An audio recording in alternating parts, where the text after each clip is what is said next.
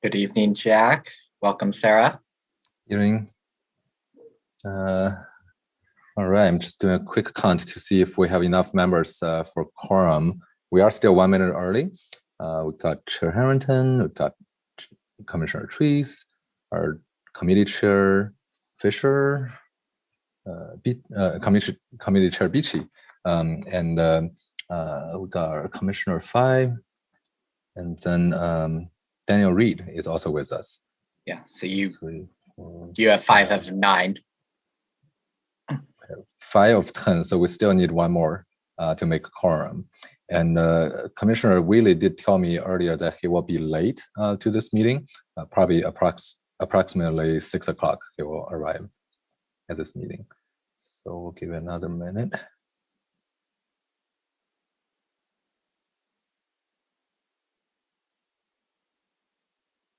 Yeah, no, I did get an acceptance from Fu Hua as well, so hopefully he'll be joining soon.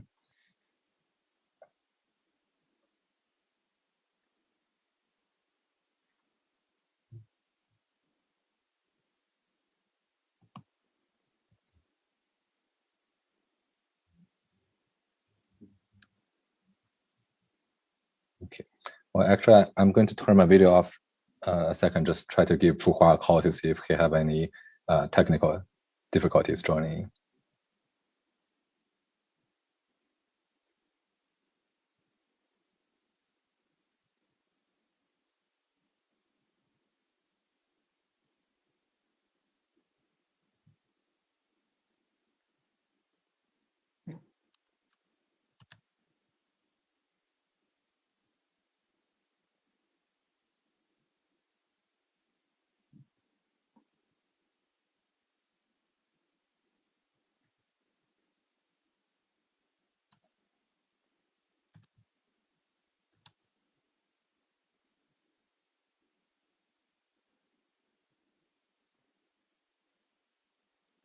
All right, it looks like while I was looking for Fu Hua's phone number, he joined in. So we do have a quorum now.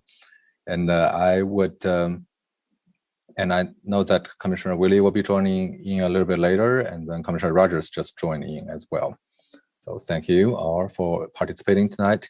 And with that, we are at 5:31. So I would say let's turn to the next slide, and then I'll hand it over to Committee Chair Beachy to call the meeting to order.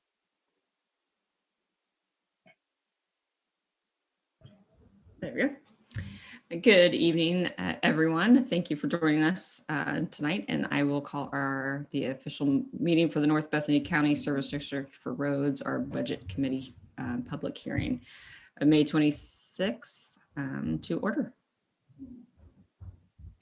Thank you, Chair Beachy. If we can go to the next slide, please. So we have 5 commissioners present on this committee, and then 4 community members presented. So we have a total number of 6 that's present right now. And as mentioned earlier, Commissioner Willie will be joining a little bit later. And then hopefully Mr. Young will be joining us very soon as well. Next slide, please. I'd just like to quickly help go over tonight's agenda. This is a public hearing for the North Bethany County Service District for Roads Budget Committee. And then we'll first go over the district budget overview in a simplified format. The full version is available on the county's YouTube channel for the May 17th North Bethany County Service District for Roads Budget Committee meeting. And then we'll go through budget committee questions and discussions. If the committee has any questions for staff or discussions among the committee members, this is the time to have that. At 5:50 today, we will have a time-certain public hearing, public testimony.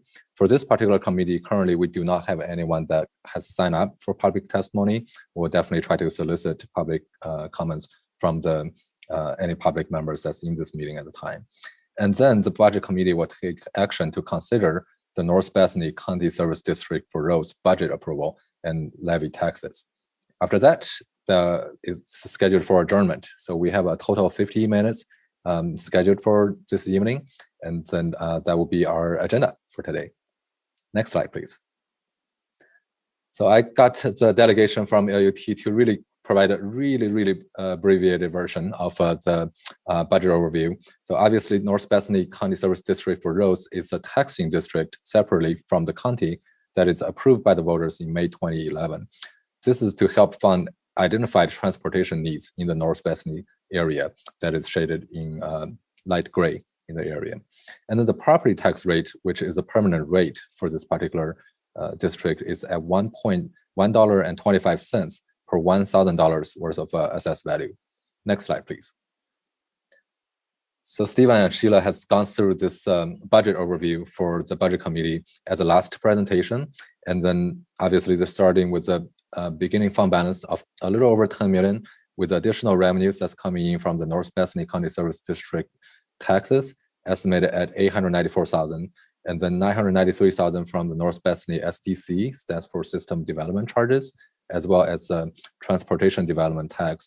75% of that in the North Bethany area accounts for $1.65 million. So that the top 4 lines over here is the revenue mix, the resource mix, and then the light gray line is the total project and program cost that's in this year's budget, which represents $14.3 million for this year.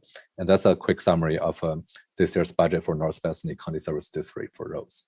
Next slide, please. So, and again, as presented at the May 17th North Bethany County Service District for Roads Budget Committee, Land Use and Transportation presented this as a recommendation of the ongoing approaches and strategies. Continue pay-as-you-go approach due to the uncertain revenues.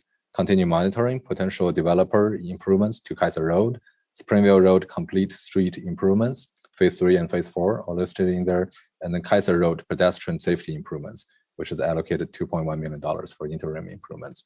So those are the recommendations toward the end of the presentation that happened on May 17th. And again, for the benefit of the public who didn't participate on the May 17th budget committee meeting, the county's YouTube channel does have a recording of that full meeting for the public's benefit. Next slide, please. So, that's, I'm just repeating myself. The next slide basically provides a visual for the public, both that there is available for the recording, as well as there is a link that is on this slide that will lead the public to that particular recording. Next slide. So this is we want to leave ample time for the committee to ask questions and have discussions. And I know that we have received some questions from committee members, and then we have drafted a question and answer document, which is posted on the county's budget website. That's under the financial information subpage of the county's webpage. So with that, I would like to hand it back to Chair Beachy to facilitate any discussions or questions on the committee.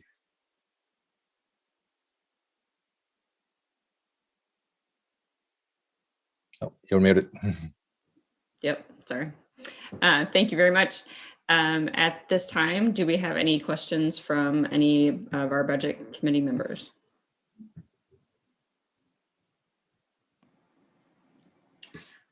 Okay. No.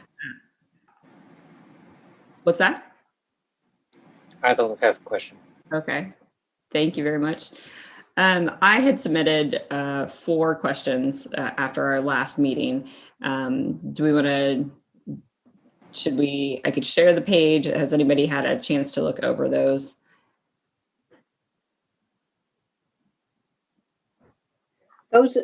Are those part of the Q&A set that is posted on the website and that Jack referred us all to? Yes. That is correct. Yeah, no, I don't have any questions on that information. Thank you for submitting those questions. Okay. Did you find, Chair Beachy, did you find those answers satisfied your questions? Yes, I thought it was, I highlighted a couple of points that I kind of wanted to bring out that were of particular interest. And basically I asked about the Office of Equity, Inclusion and Community Engagement. It looks like that the process for the county is that we will be looking at, they will be doing a systematic review of all programs and within the county within the upcoming fiscal year is I think, the paraphrasing of that answer. And so they'll bring us recommendations and any assessments that they have at a future time. My second question was really about the cost estimates based from off 2011 in the original documents. And then what I highlighted from that was that a robust contingency amount should have been included in the larger project estimates to account for the degree of uncertainty back in 2010, 2011, and that going forward, the new estimates are accounting for that uncertainty. So that's a great improvement. And then as far as with this assumed build out of 20 years, as Mr. Roberts had told us that we are 7 years in, but we're already 2/3 of the way there. My question was about our longevity and sustainability to meet the needs of the community if our taxes are already, once the building is done. So, and basically it's as our home values go up, our assessed values will go up. That will bring in the revenue to offset those funds. And then, and the summation of that is that the property tax will reasonably be expected to generate at least 1.3 million per year, 10 years from now. So I thought that was very interesting. And then the big thing for me in the immediate term is the Kaiser Road improvements, and how they, as we have many pedestrians, many children walking to school right now. And it looks like it could take 12 to 24 months to see improvements there. So, which still, I'd like to move that, sorry. I'd like to move that timeline up in any means possible, but at least we know we have that dedicated funding for it. So that's kind of my 2 cents on the Q&A there that I had. Based on that, does anybody have any follow-up questions? Yeah, go ahead. My question is a straightforward operational one. Once the projects are built, and I realized that there were perhaps some advanced bonding of that revenue, do you have a current projection of when in the future you anticipate this service district having met and completed the payback period for this financing so that it will be dissolved? That's a great question, Chair. So the funding that was bonded, it was actually the MSTIP bonding cost sharing program. So that's a separate program. So we haven't actually bonded against any of the revenues from the county service district itself. Oh, right. It's a pay as you go. Right, right. So this program, we're operating much more in a pay as you go way. Yeah. So we don't have any outstanding debt against the district revenues at this time. And I think, what we've found as we dug into these questions that I appreciate Chair Beachy sending those to us, is that we think we have an ongoing revenue stream that should support the project needs that we think we're going to have going forward. And I think one of the key takeaways from this for me was that the funding strategy was designed to be somewhat flexible. It acknowledged there was a lot of uncertainty about timing and when the funding would come in and the mix of funding over time. But it has actually held up remarkably well, and we think we're in good stead to finish out the projects. So that does, to your question more specifically about what might the district sunset, I think it's a little bit too early at this point to really give you a reasonable projection about that. But I feel confident going forward that we'll have revenue there as we need it. And to your point, I think there is the possibility in the future that because we do have a steady revenue stream generated by the property tax, there is the possibility of some future bonding if there were a high priority project at some point that we wanted to advance collectively, and that would give us a stream of revenue with which to reimburse that. So, Okay, thank you. yeah, thank you. Mr. Rogers, did you have a question?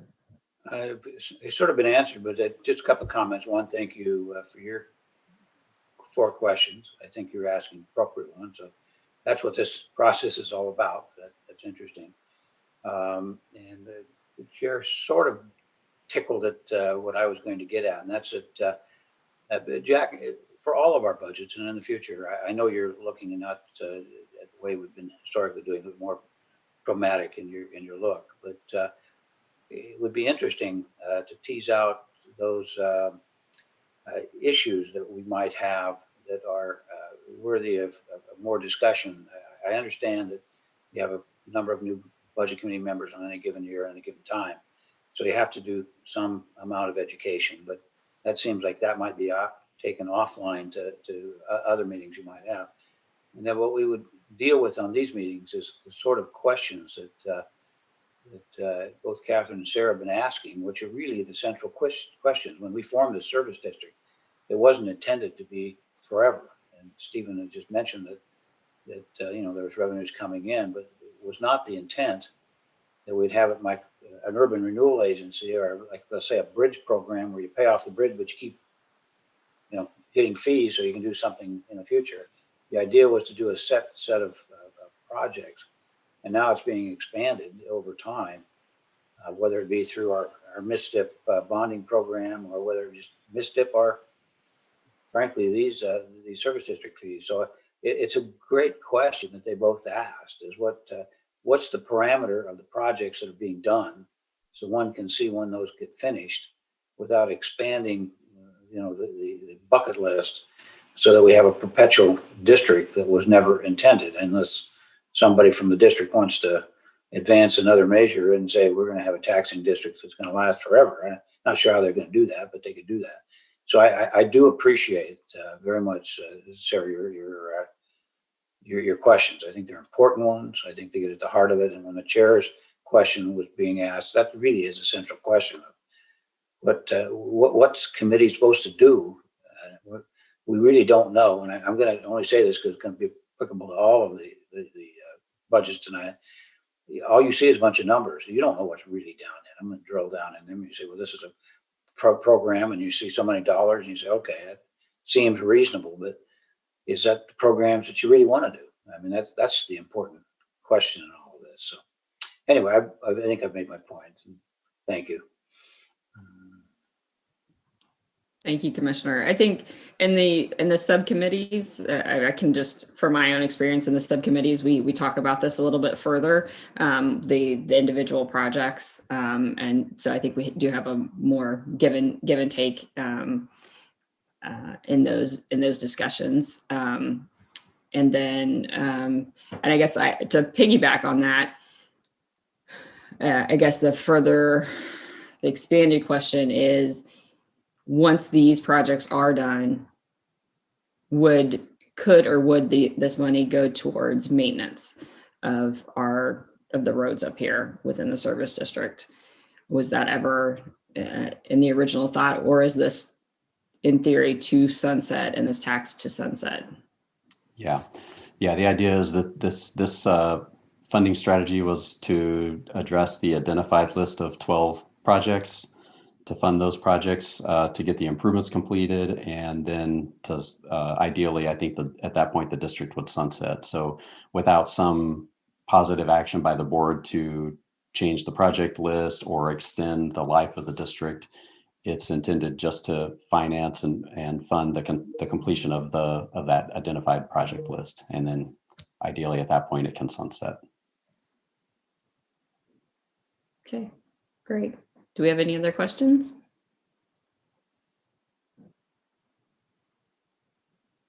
Great. Well, I think, Jack, if we can open it up to the public testimony. We'll be well, we can, as long as we do another round of check at 5:50, because that's right. The time certain where we harness to the I didn't want to move over it.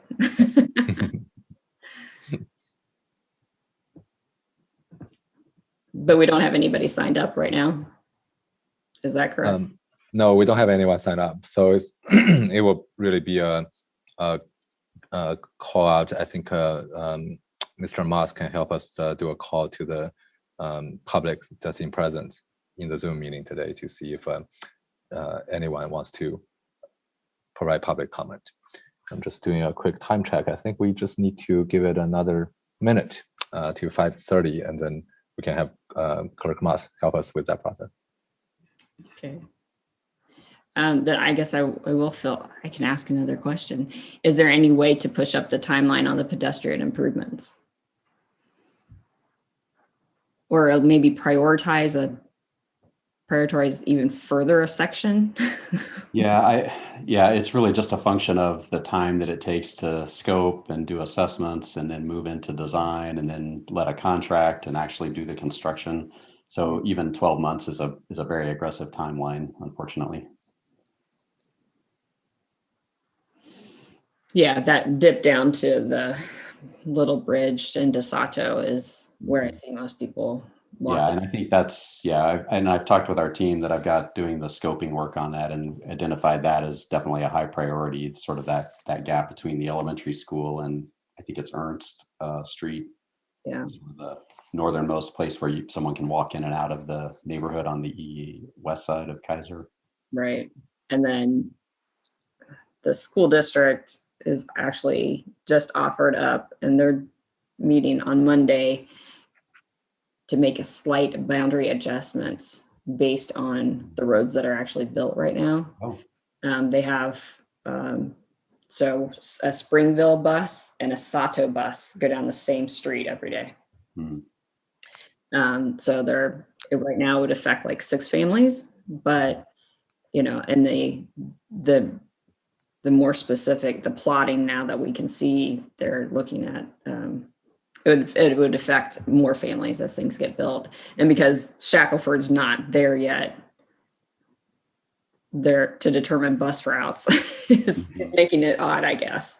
So Right. An interesting intersection of these two. Yeah, this is the interesting thing about living in a neighborhood that's being built on the fly.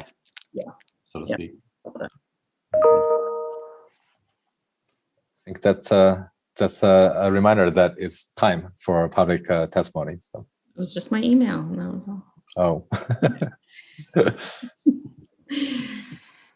Although it is time for public testimony. So Chair Beachy, if you don't mind asking if the public that's in presence have any would like to provide public comments, that would be great.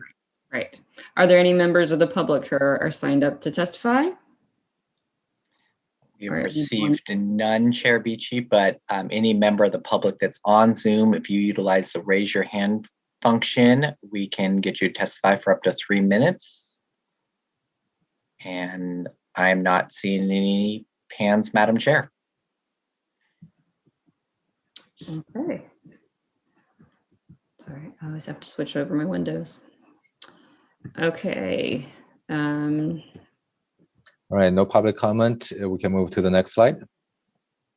So this is where the committee can consider a motion. So obviously the motion is the proposed motion is a draft on the slide. So I will hand it back to you, Chair Beachy.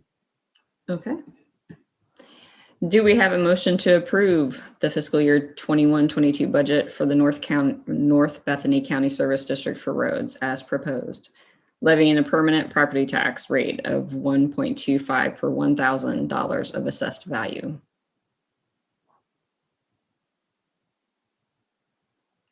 So moved. So moved from Dan. Thank you. Do we have a second?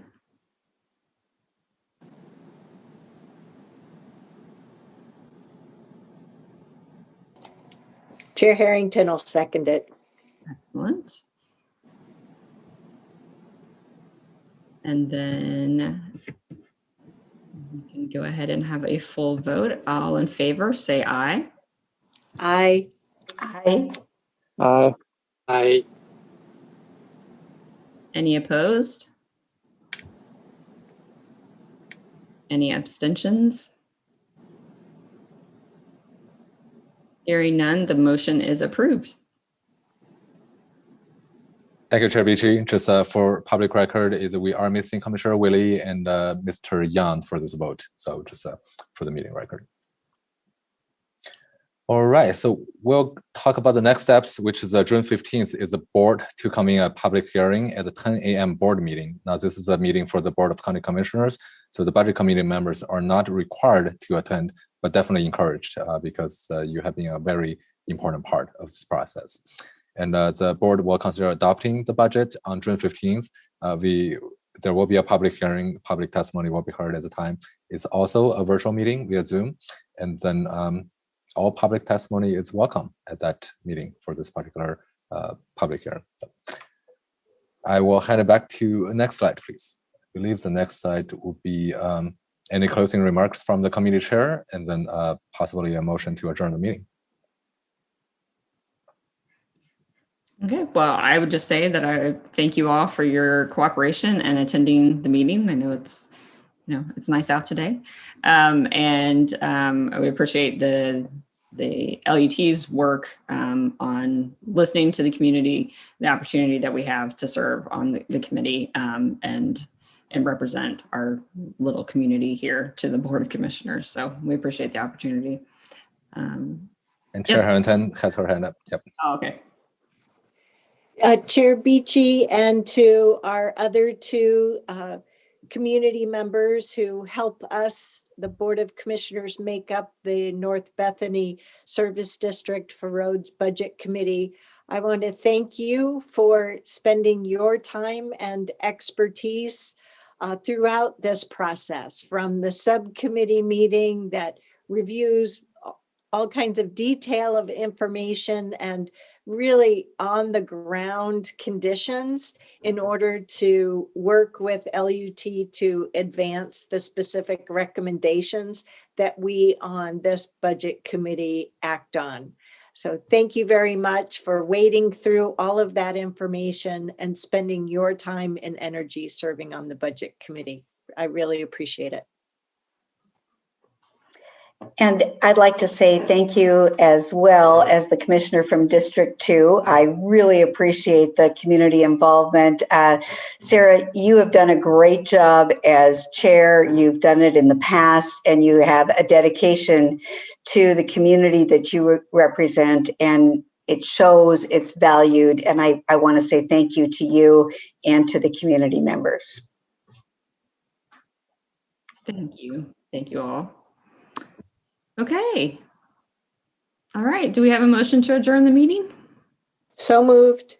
Harrington. Second, Commissioner Treese. All in favor? Aye.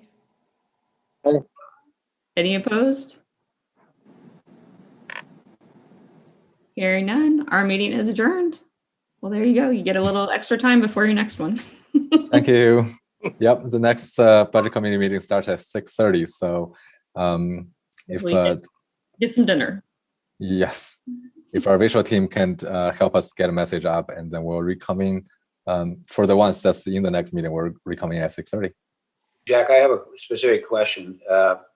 You advertise at time specific, but have you sought legal counsel as to whether you can finish earlier than the prescribed time? Because you're saying that we don't take testimony until certain exact times, and usually the range is the range, and you can finish earlier. Is that the advice you're getting? Is that you can't do that? Yeah, we can finish the meeting early as long as we don't finish it before the public testimony time. I mean, that is the testimony time be earlier if there isn't. Right. Are you saying no, and you've advertised a date, a time certain? Correct. We advertised the 5:50 time certain for the public testimony. Yep. All right. Thanks. Yep. All right.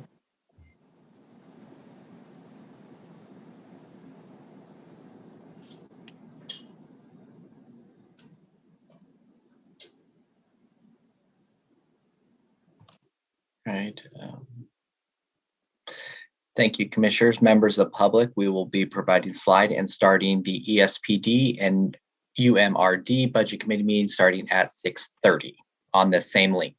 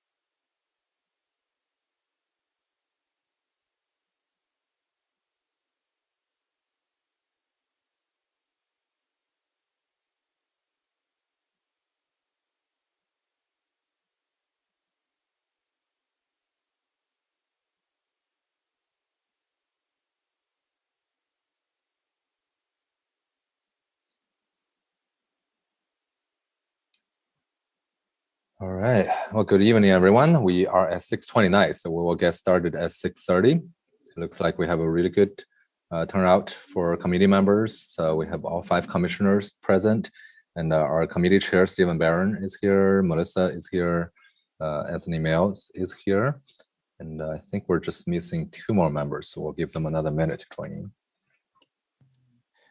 in. Jack, Raymond we is are here. just waiting on Daniel Hauser. Just waiting on Daniel Hauser. Okay, thank you.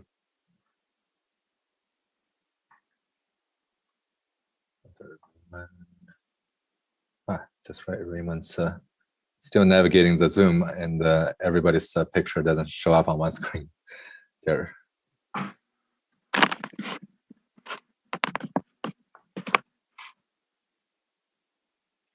All right, well, it's 6:30, so I think we should get started, and hopefully Daniel will join in soon. And I did not receive any notice that he will not attend today's meeting, so hopefully he will be able to join in. If we can go to the next slide.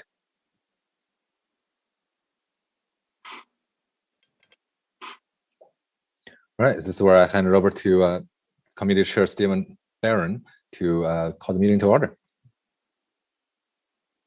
Thank you, Jack. This is the Enhanced Sheriff's Patrol District and the Urban Road Maintenance District Budget Committee, May 26th, and it's about 6:31. All right, thank you, Stephen. Next slide, please. Well, I'll quickly go over our agenda for today's meeting, and we'll first go over district budget overviews in a much more simplified version than the one that you have heard on the May 17th Budget Committee meeting. And then we'll go through the Budget Committee questions and discussions. If the committee has any questions that staff can answer, any discussions among the committee members yourself, we will have time scheduled for that. And at 6:50 today, we do have a time certain that is scheduled for public testimony and for both individual and community organizations. And we do have 1 individual sign up for this public hearing for this meeting. And then there are 2 budget committee actions, 2 separate actions. One is to consider the Enhanced Sheriff's Patrol District budget approval and levy taxes. And then the other one is to consider Urban Road Maintenance District budget approval and levy taxes. And after that, it will be adjournment of the meeting. Are there any questions or comments about the agenda? All right, next slide, please. This is where I will hand over to Sheriff Garrett to provide a brief recap of the budget presentation on Enhanced Sheriff's Patrol District. Thank you, Jack. Can you hear me okay? Yes. Good evening, Chair Barron, committee members. My review will be brief.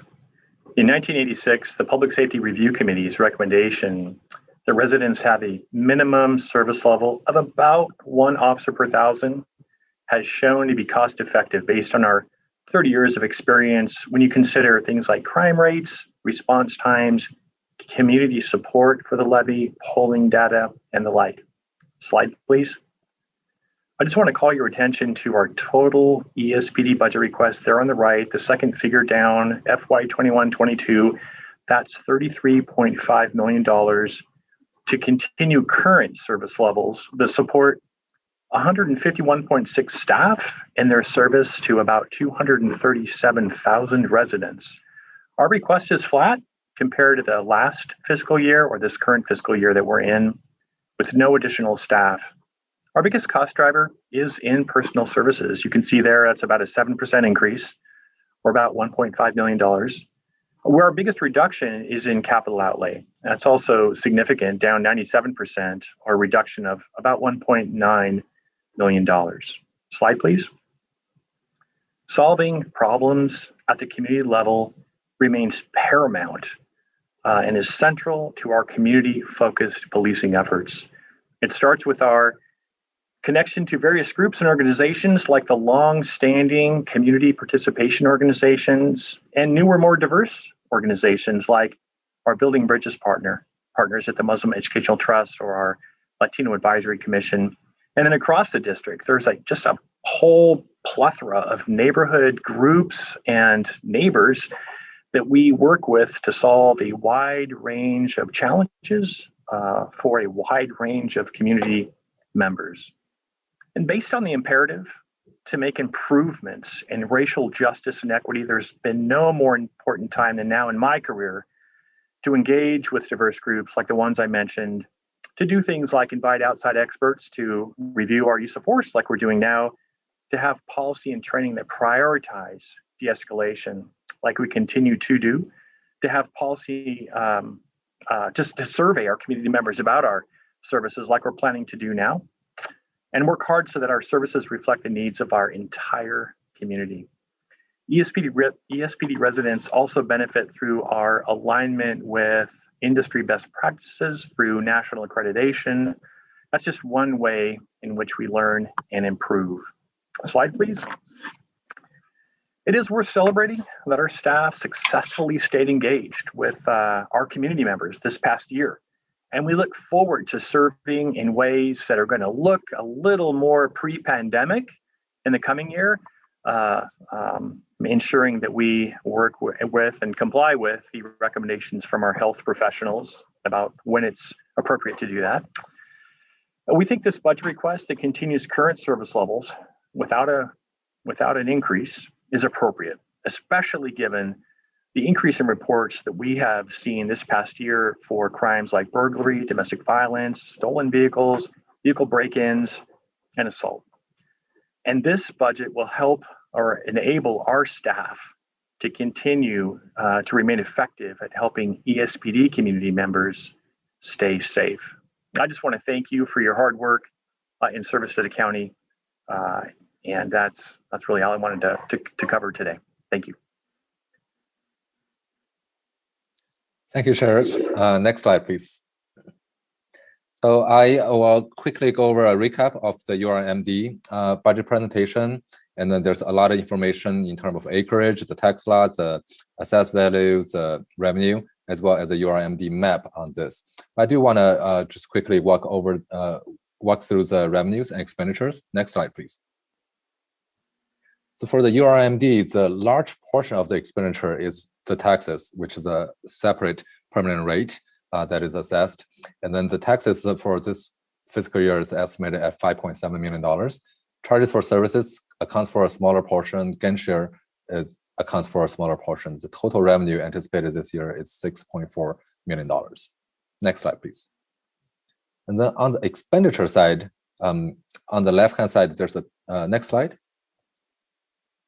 On the left-hand side, there's a table that really provides the detailed breakdown of the projects and the programs that will go into the a little over $9 million expenditures. And then on the right-hand side is a pie chart that breaks down into these programs. So revenue, 6.4, expenditure, $9 million. Next slide, please. And this is the budget summary, which is where it really brings the revenues and the expenditures together. There is a $3 million gap. And if you look at the URMD budget page, it's really balanced with the beginning fund balance of anticipated $10.9 million, as well as a contingency, which is the anticipated ending fund balance, which is $8.2 million. And that balances out the budget for URMD, which is the Urban Road Maintenance District. Next slide, please. So for a full recording of the full budget presentation for both the Enhanced Sheriff's Patrol District and Urban Road Maintenance District, for the benefit of the public, the full recording of the presentation was on May 17th at the first budget committee meeting. And then the presentation can be found at the YouTube, at the county's YouTube channel with a link that's provided on this slide right here. Next slide, please. So this is the time for the budget committee members to really ask any questions. We have the sheriffs online, myself, county administrator, representations from the land use and transportation to answer any questions that you have or to have any discussions among yourselves as a committee. I'll hand it back to Chair Barron. Thank you, Jack. So I guess we're opening up for any questions from commissioners or, oh, okay. Raymond, can you go first? And then Melissa, please. Thank you. Question, in reading a couple of the emails that we got from you, Jack, it looks like there were a lot of inquiries or statements or letters from the public. Were there any in there that we should know about? I know you answered them or had people answer them, but is there any in that we should know about in this discussion? Thank you, Raymond. So in the email that I sent, most of the questions and answers that which has been posted on the county's budget website does not pertain to URMD. There are 2 questions that we have answered for ESPD, which is also under the purview of this particular budget committee. So that has been posted on the website, and I don't know if you had a chance to take a look at it, and I can bring it up on my screen here.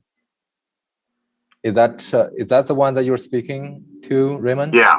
I just thought that maybe that the whole group, that everybody should be in tune on any special ones that we should know about, that everybody knew about it.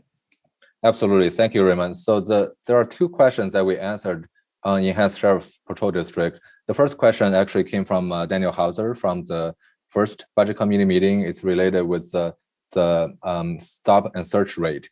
What we did is provided the state report that actually provides that type of information with the stop and search rate for the policing report. And we provided the report for both December 2020 as well as November 2019. And there are links in the document that we posted online. I would be very happy to email you an actual copy if that's more convenient as well.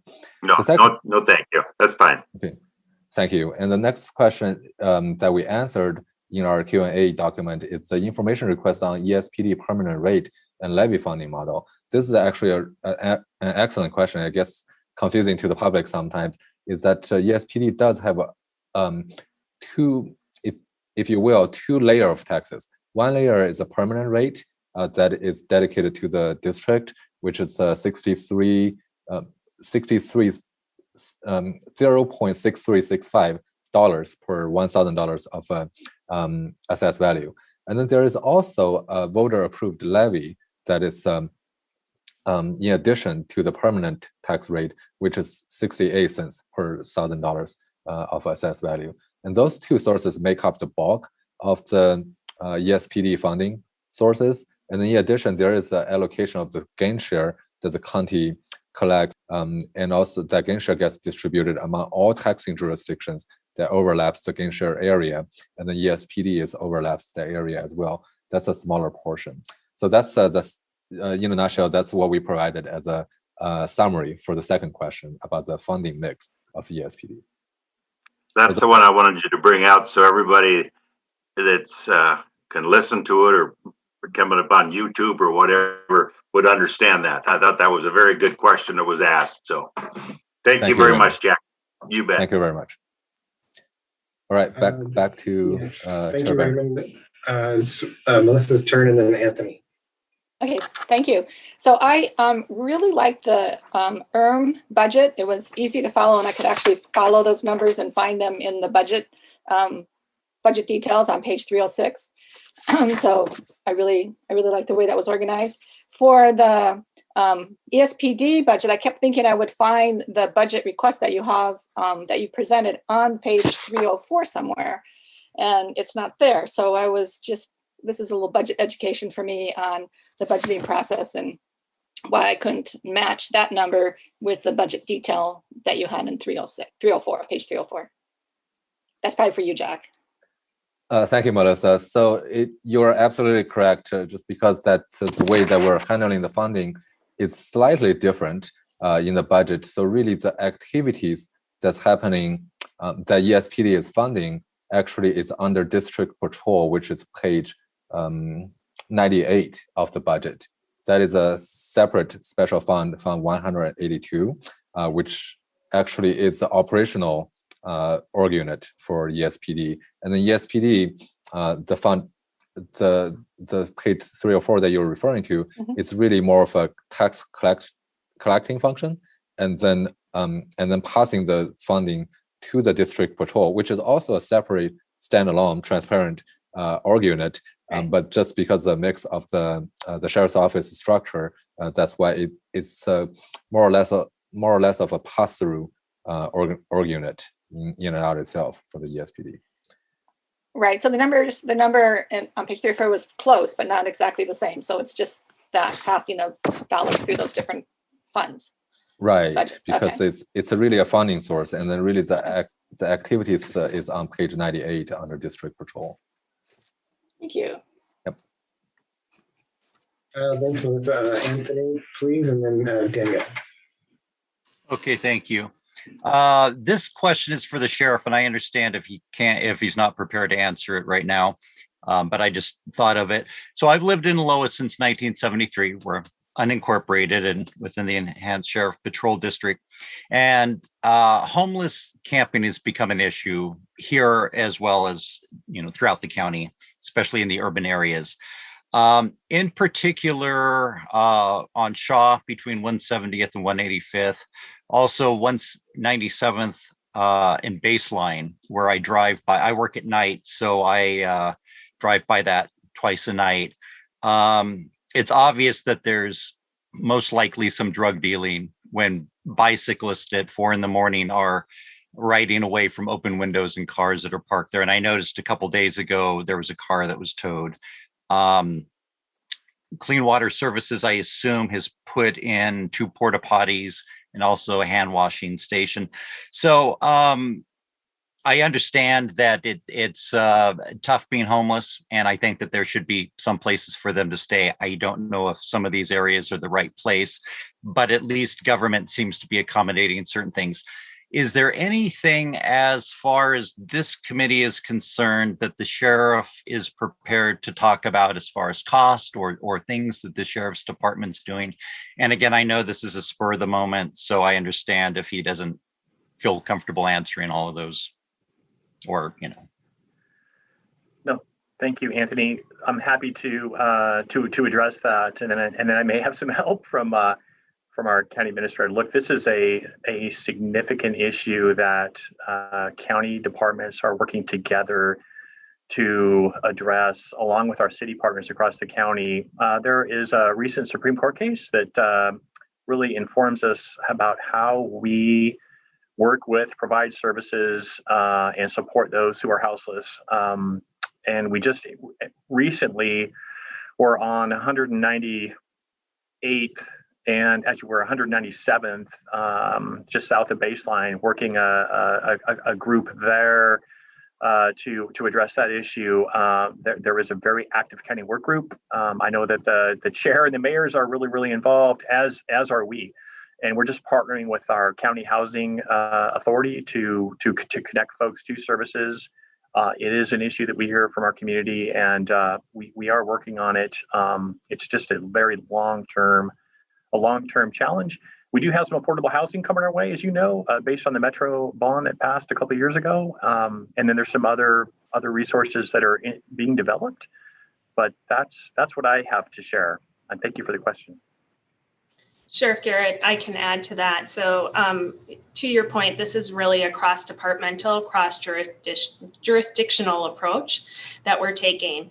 If there is interest, right now this item is tentatively scheduled for the June 15th board work session for further discussion on a model so that we can serve our houseless community members that are living in encampments. You had pointed out porta potties and also hand washing stations. Those are actually provided by the county. And that is so that the encampments are safe and inhabitable for those that are living there. Something of note is during the COVID pandemic, the CDC has actually issued guidance to not, in essence, move encampments along for the spread of COVID.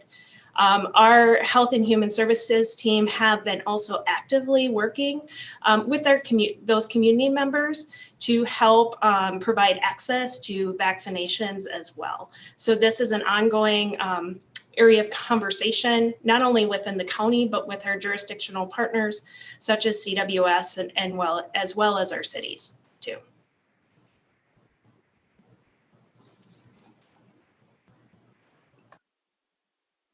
Thank you, Tanya. Just a quick time check for Chair Barron. It's we're at 6:49, and then we do have a 6:50 time certain for public comments. There will also be time after the public comment for additional committee questions or discussions. So I would recommend maybe we can give it 30. Well, actually, not even quite 10 seconds. Right, it just turned to 6:50. So maybe if you will start the public comment as a moment and circle back to committee questions.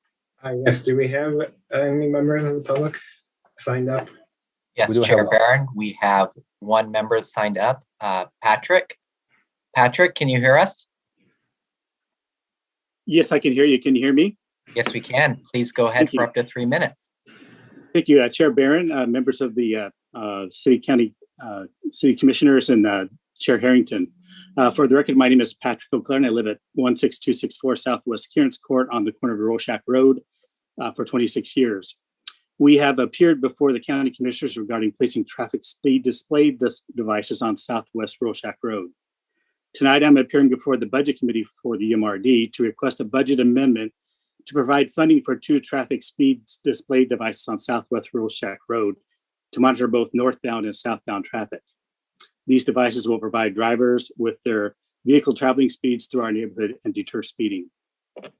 The northern half of Southwest Rorschach Road from Bell Mountain Road intersection to Southwest Snapdragon has 11 traffic speed control devices consisting of 1 traffic speed display device for the northbound traffic, 4 always traffic stops, 2 speed tables, 3 25-mile-per-hour traffic speed signs for southbound traffic, and 1 25-mile-per-hour traffic speed sign for the northbound travel.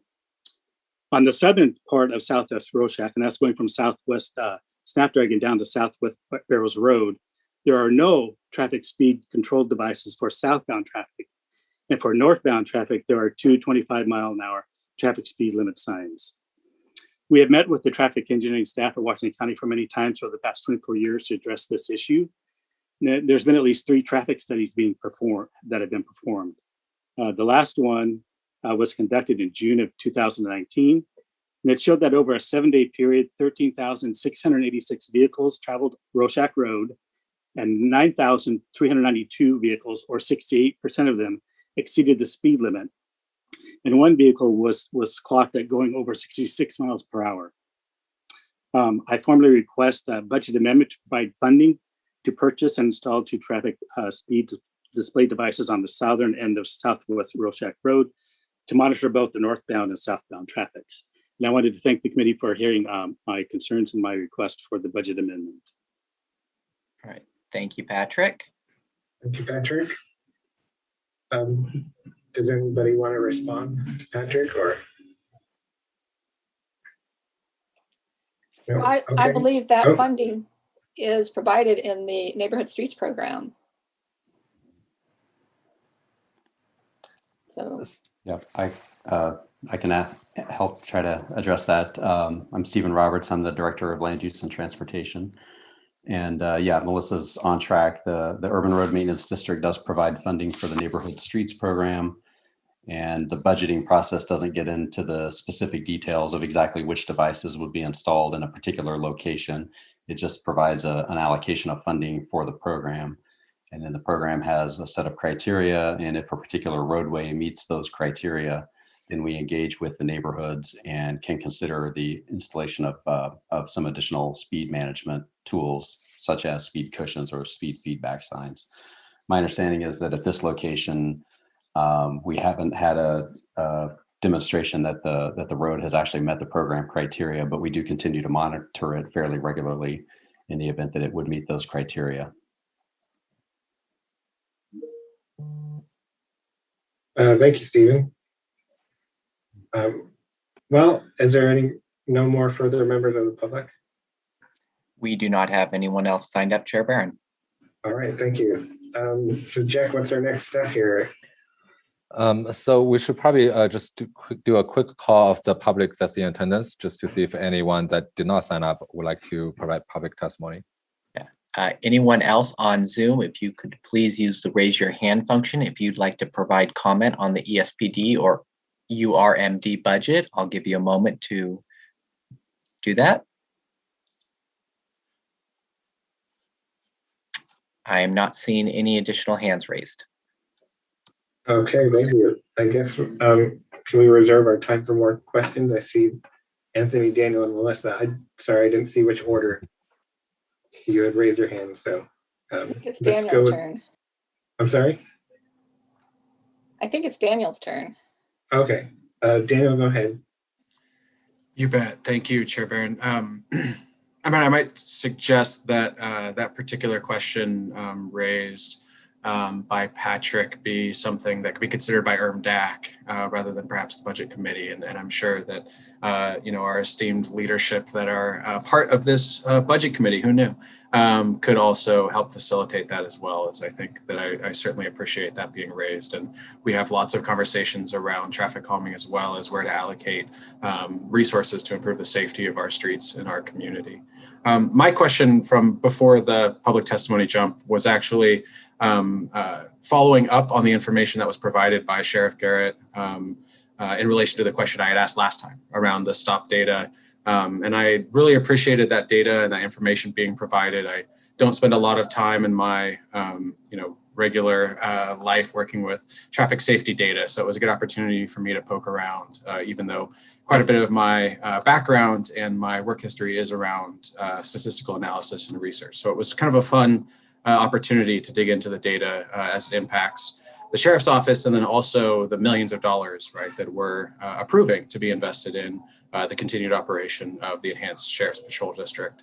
I noticed that under a couple of the analyses done to try to identify racial disparity that, and apologies for any child noises in the background. If I can hear it through my headphones, I'm sure you can.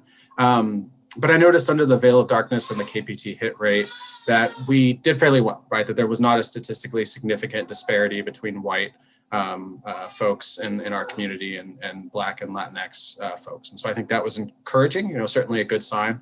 But I did notice under the, let's see, it was a predicted disposition analysis, showed that Latinx residents were more likely to be both cited and searched when they were stopped, and that those rates were quite a significant jump. I think the prediction would have been about 1 in 4, and the reality was closer to 1 in 3, meaning that there is, hundreds, I don't have the data exactly, and hopefully you can help correct me, of folks that were being cited and searched that the data would indicate would not be the case, right? So I guess, am I interpreting that correctly, I guess is my first question, and then I have one follow-up.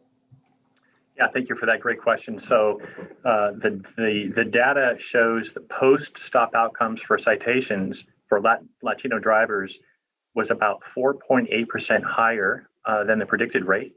So that is, that's more than, just kind of outside of the equitable range. Searches was only 1%. So that is just barely outside the range. And it's interesting because the KTP hit rate, we were the only tier 1 agency of 12 agencies, the only one where our search KTP hit rate showed no disparity for both Latino drivers and Black drivers. We're the only agency to perform that well in that category. So really the post-stop outcomes for citations is really the only area that is an area where we really need to focus and are focusing on. And I'd be happy to cover with you either now or later the efforts that are underway as we continue to work to address that. Chair Barron, if I could just do a quick follow-up. Yes. Thank you. And I appreciate that. I think, the question that I have then is, I guess one very quick response to that is, 1 percentage point when we're talking about 2% versus 3% is also, you could argue, like 33% increase, right? The data is a fun thing in that sense. And so I appreciate that it is, only that 1 percentage point, but it is statistically significant, right? That means that there is a beyond the noise, beyond just random chance, that we are searching at higher rates, Latinx drivers in our community. And so, I do appreciate that the other factors and variables, do indicate we're doing well. And I hope that, when the next round of data comes out, that it's, across the board, that there's not disparity found, not just in the other items that you identified. And I think maybe for us, I'm curious if there's anywhere in the ESPD budget that you can highlight where we're investing resources to help address those disparities, right? Where we're using the public property tax dollars to help ensure that the Latinx property owners who are paying into this tax are not going to continue being searched and cited at disproportionate rates. Yeah, so the efforts that we're taking is recognizing that our own data shows that a higher proportion of Latino drivers who are stopped are unlicensed or uninsured or suspended. And so really it's working upstream. We've asked DMV if they would partner with us to provide focused driver's education and streamline licensing for that group. They've responded they don't have the capacity to do that. So we're talking with community-based organizations and at least one other police department in the county to partner in a way where we could work upstream. We are training deputies on implicit bias, right? So they can have an awareness of that. We are looking at our own data to see if there are a handful of individuals who we need to coach, mentor, guide in a way that that really reduces that rate for us. We have a strong policy against bias-based policing. The few complaints that we do get, we investigate those thoroughly. And we're also lobbying the Criminal Justice Commission for live data that we can use and other agencies around the state can use to know that if we are on the mark or missing the mark weekly or monthly, and not wait for 12 months to pass and then get a sense for where we're at. So the chiefs and I we're working together on this. There are some causal factors that are outside of our control, but we know that at the end of the day, we're the ones making the traffic stops and taking action. So it's front and center for us as well. Thank you. I appreciate that. Melissa, you ready? And Anthony, did you not have a question any further? Okay. Yeah, mine was just a simple question. What does WCCCA stand for? Oh, that is the Washington County Consolidated Communication Agency, Okay. which is their primary function, not only function, it's the 911 center. Oh, okay. Thank you. That was it. Okay. So Chair Barron, I just wanted to bring to your attention, we do have a public member that has a hand raised in the attendees list, which is after the public comment area. So I would encourage you to solicit the committee's interest to reopen the public period to hear from one public member. Okay, I'm getting some thumbs up. So we'll go ahead and we have two hands raised now. That just turned into two. So yes. And so let's reopen it up for public comment. And I'm sorry, was it Alicia was first? Yes, Chair Barron. Alicia, can you hear us? Yes. All right, please go ahead for up to 3 minutes. Hello, my name is Alicia Hernandez, and I am a concerned citizen. I believe our County Board of Commissioners should consider moving public funds to Housing and Human Services instead of Public Safety and Justice. I recently read that the proposed budget is looking into cutting 5% from Housing and Human Services and 11% from Housing. I believe cutting funds into these departments will be detrimental to the members of our community who are homeless, especially our newly released inmates who are trying to integrate back into society. I speak from experience. I have a brother who has been in and out of our jail system throughout most of his youth. It has gotten to the point where I would rather have him in jail than in the streets because I know he would have a warm meal to eat and a place to stay. The fact that I would rather have him in jail shouldn't be this way. I believe increasing funds towards Housing and Human Services will help people like my brother who are young and need the support programs that these departments offer. Thank you for your time. Alicia, thank you very much for your comment. If I may just chime in, I believe what you're speaking to is for the county's total budget priority, rather than this meeting's particular focus is two special districts, ESPD and URMD. And I only bring this up is because that your point is very well taken, but I don't want because we have separate committee members for the other meeting, which starts at 7:30 today. And then I just want to make sure that you are available for that meeting. Actually, I did see that you signed up for that meeting to provide public comment. Okay, thank you so much. I might have gotten confused. Yes, no worries. That one starts at 8 o'clock, time certain. Okay. And then, thank you, Alicia. And then I just wanted to, I noticed that our other hand raised is Itzel, who also signed up for the 8 o'clock county-wide budget public comment. So I just wanted to, before Itzel starts, I just wanted to check if Itzel has a separate comment for the ESPD URMD budget or has a comment for the total budget, which I would encourage for that to be at the 8 o'clock public hearing. Go ahead. Yeah, it was the next one. Thank you so much. Yeah, it was the next one. Thank you. All right. Okay. Thank you, Isel. Okay. I just want to be time mindful here. We're scheduled to adjourn around 7:20, correct, Jack? Correct. Okay. Well, then I guess we have actually 6 motions total to approve tonight. So I'll put it out there. Does anybody want to have a motion to approve the 21-22 budget for the ESPD as proposed? I so move. I'll second. Okay, it's been. Stephen, I had a question. I don't have the raised hand function, so I Oh, okay. Yeah. just a really quick point to the speaker on Rorschach. Our Stephen Roberts, if you take a look at that and work with the city of Tigard, that's in one of those transition areas. For those of you who don't know, it's up on Bull Mountain. And what you have is the city who is doing a lot of developing down there in River Terrace, and there's some concern about how all of that flows. And so I think that the speaker brought up a good point. It's a development that occurred years ago before all of the umpteen thousand new residents are coming in down in the River Terrace portion of Tigard. And it would be good to coordinate. I just didn't want it to go without some mention to him that you I think at the ERM will at least consider it. But I think it's a bigger issue than just ERM. It's got city implications as well. So that's the point I want to make. Chair Harrington.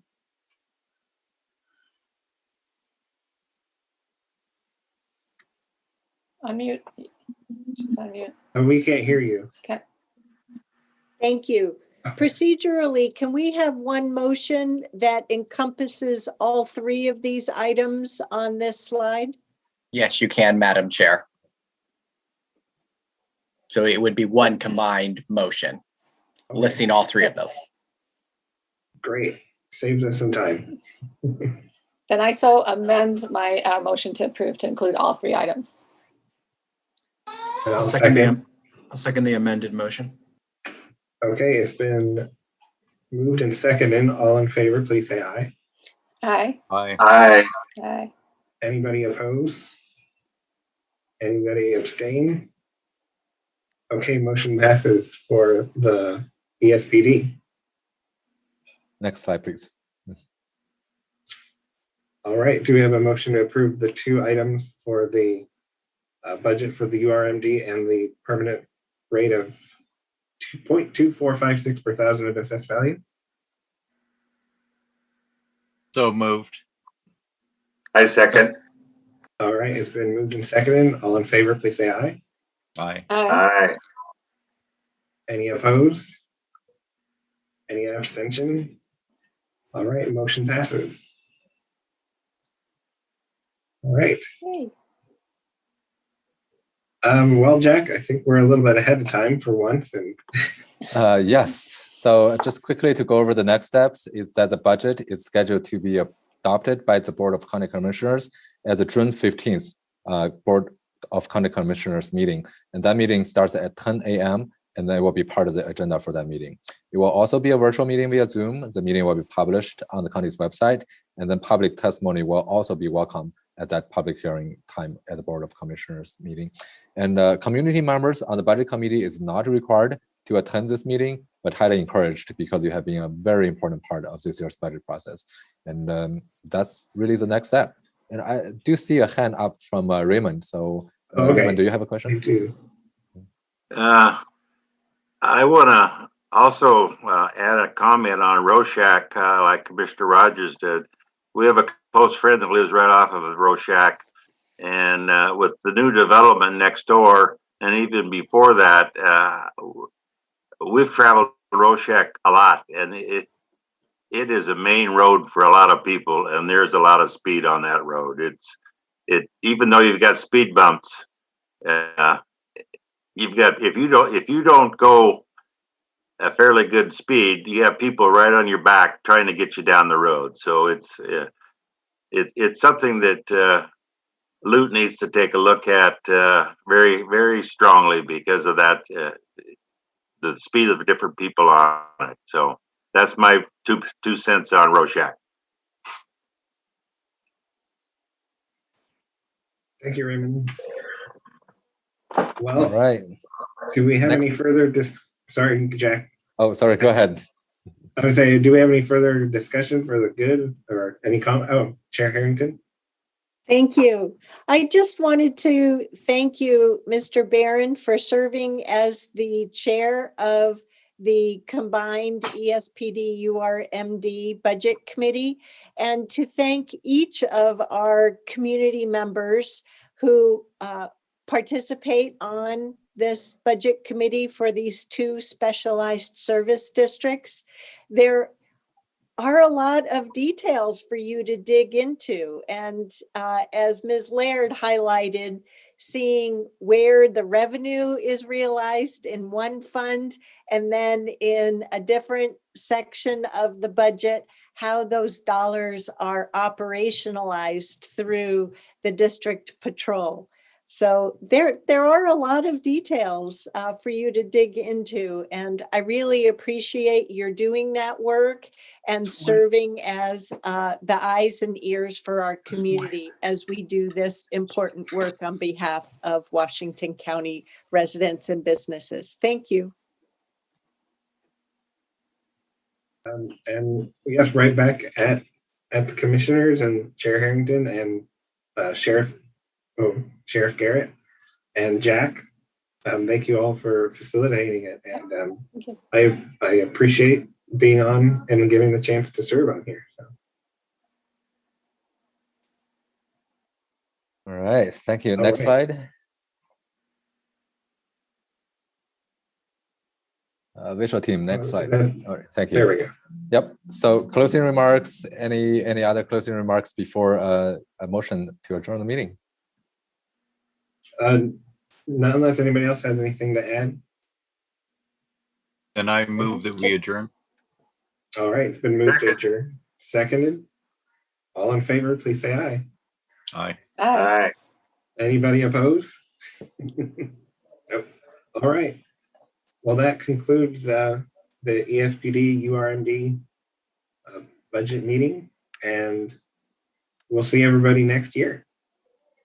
Thank you, Jack. Thank you so much. Thank you. Thanks so much. All right, for the commissioners that's participating in the next meeting starts at 7:30, and then we get an intermission for 17 minutes. So see you back here at 7:30.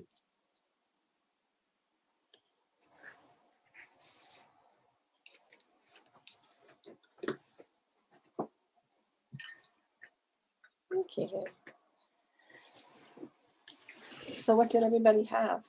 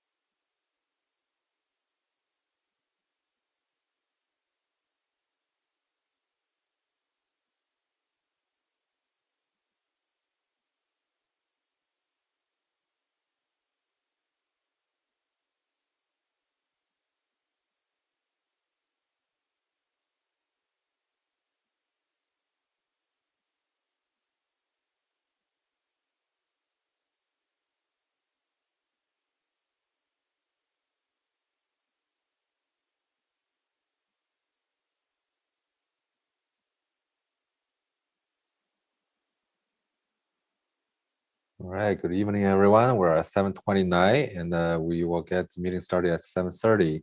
So we have all 5 commissioners present right now. And then also we have our committee chair, Karen Bowling, that's in the mix. We do have 2 more acceptance from the budget committee member, Jennifer Burkhardt and KS Venkat Raman. And hopefully both of them will be joining in soon with us. But we are at 7:30, so I will hand it over to the chair, committee chair Bowling, to decide if we want to call the meeting to order.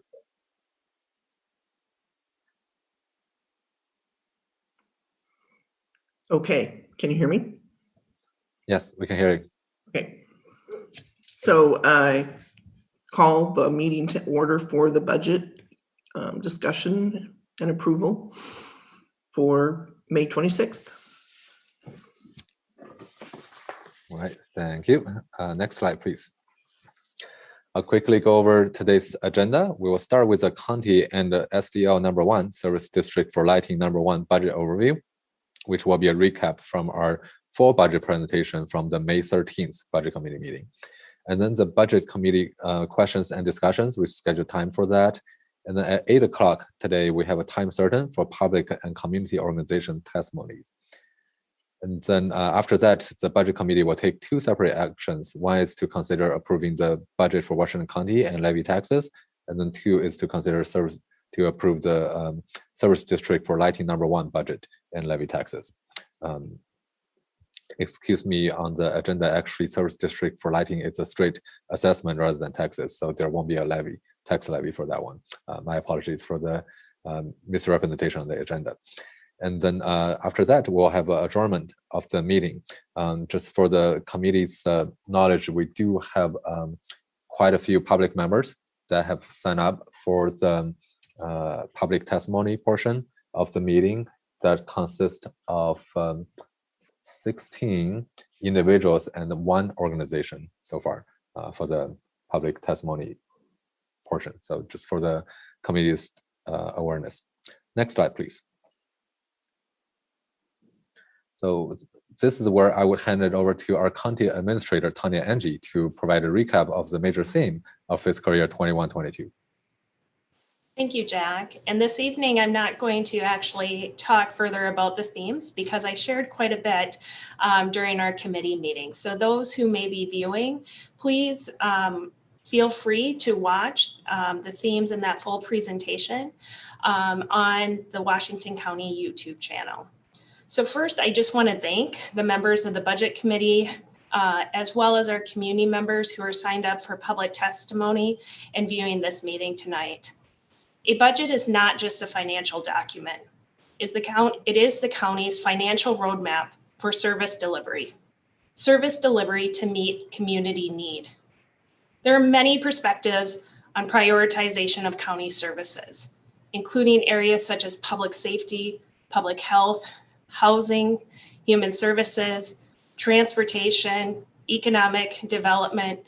The list is long, and the scope of our public service mission is wide. As county employees, we hear various perspectives in service delivery meetings, emails, etc. Washington County Board of Commissioners have heard perspectives in community investment conversations, emails, and various community engagement meetings. As community members, we all hear perspectives from our family, friends, and neighbors. I know I personally hear from my family at our dinner table. It is important to understand that the current structure of the Washington County budget is a true financial planning document, not a service planning document. What our scope and portfolio of services look like, how closely these services are meeting community need, are questions of policy as well as questions of financial investment. These are questions that beg a systemic analysis with a strategic and equity focus of how we are structured and where this organization is headed, and to ensure financial sustainability in years ahead. I was appointed in August of 2020. This is the first budget I've had the privilege of working with in Washington County. Just prior to my appointment, the Board of County Commissioners adopted the county's equity resolution, which is providing a vision for making Washington County more equitable, inclusive to all marginalized groups. The equity resolution also called for the creation of the Office of Equity, Inclusion, and Community Engagement to be led by an Officer of Equity and Inclusion. Latricia Tillman was appointed to lead that role just shortly after my hire. During the Budget Committee meetings, Latricia shared with you all how equity will be a focus of our budget process moving forward. This work, by its nature, requires a very intentional approach, and it is just getting started. So looking ahead with the board's direction, I'm interested in supporting a budget process that better incorporates data and metrics to assess community need across the organization, across those service areas and more that I talked about briefly in the beginning. It infuses multiple perspectives in our community, including intentionally seeking, too many eyes there, thank you, seeking out the voices of those who have been historically marginalized. A process that the community understands how to engage to influence the policy direction of Washington County, that focuses on the larger policy questions and how we structure our services to remove what can be silos or barriers for community members looking for systems of service. I believe that this process will optimize our collaborative approach as Washington County employees, working with our Board of Commissioners and also working with our community. So what's the next steps? So what this process looks like will need to be worked out in dialogue with direction from the board. There is currently time scheduled over several roundtables with the board to start this dialogue. I will note that this will be a multi-iterative year process as we move forward, and there will be ample opportunities for community to have their voices centered in this process. And that concludes my remarks for this evening, and I look forward to the conversation.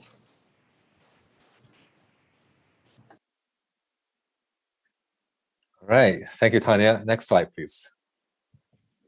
So I will provide a quick recap of the numbers for the county's budget.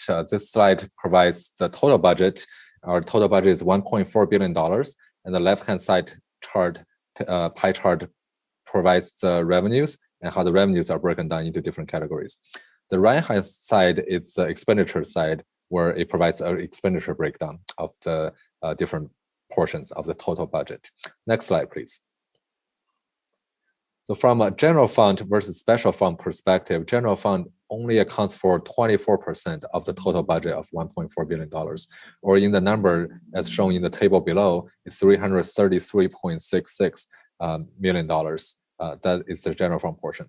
On the right-hand side, that is a functional area breakdown of the total budget into each different functional areas of the county's budget. Next slide, please. So just focusing on general fund a little bit. Again, left-hand side is revenue, right-hand side is expenditures. Our major revenue are taxes, and also taxes that's dedicated for major street improvement program and the Washington County Cooperative Library Services, as well as operational transfer in accounts for 23%. And then some smaller portions that's in the listed categories.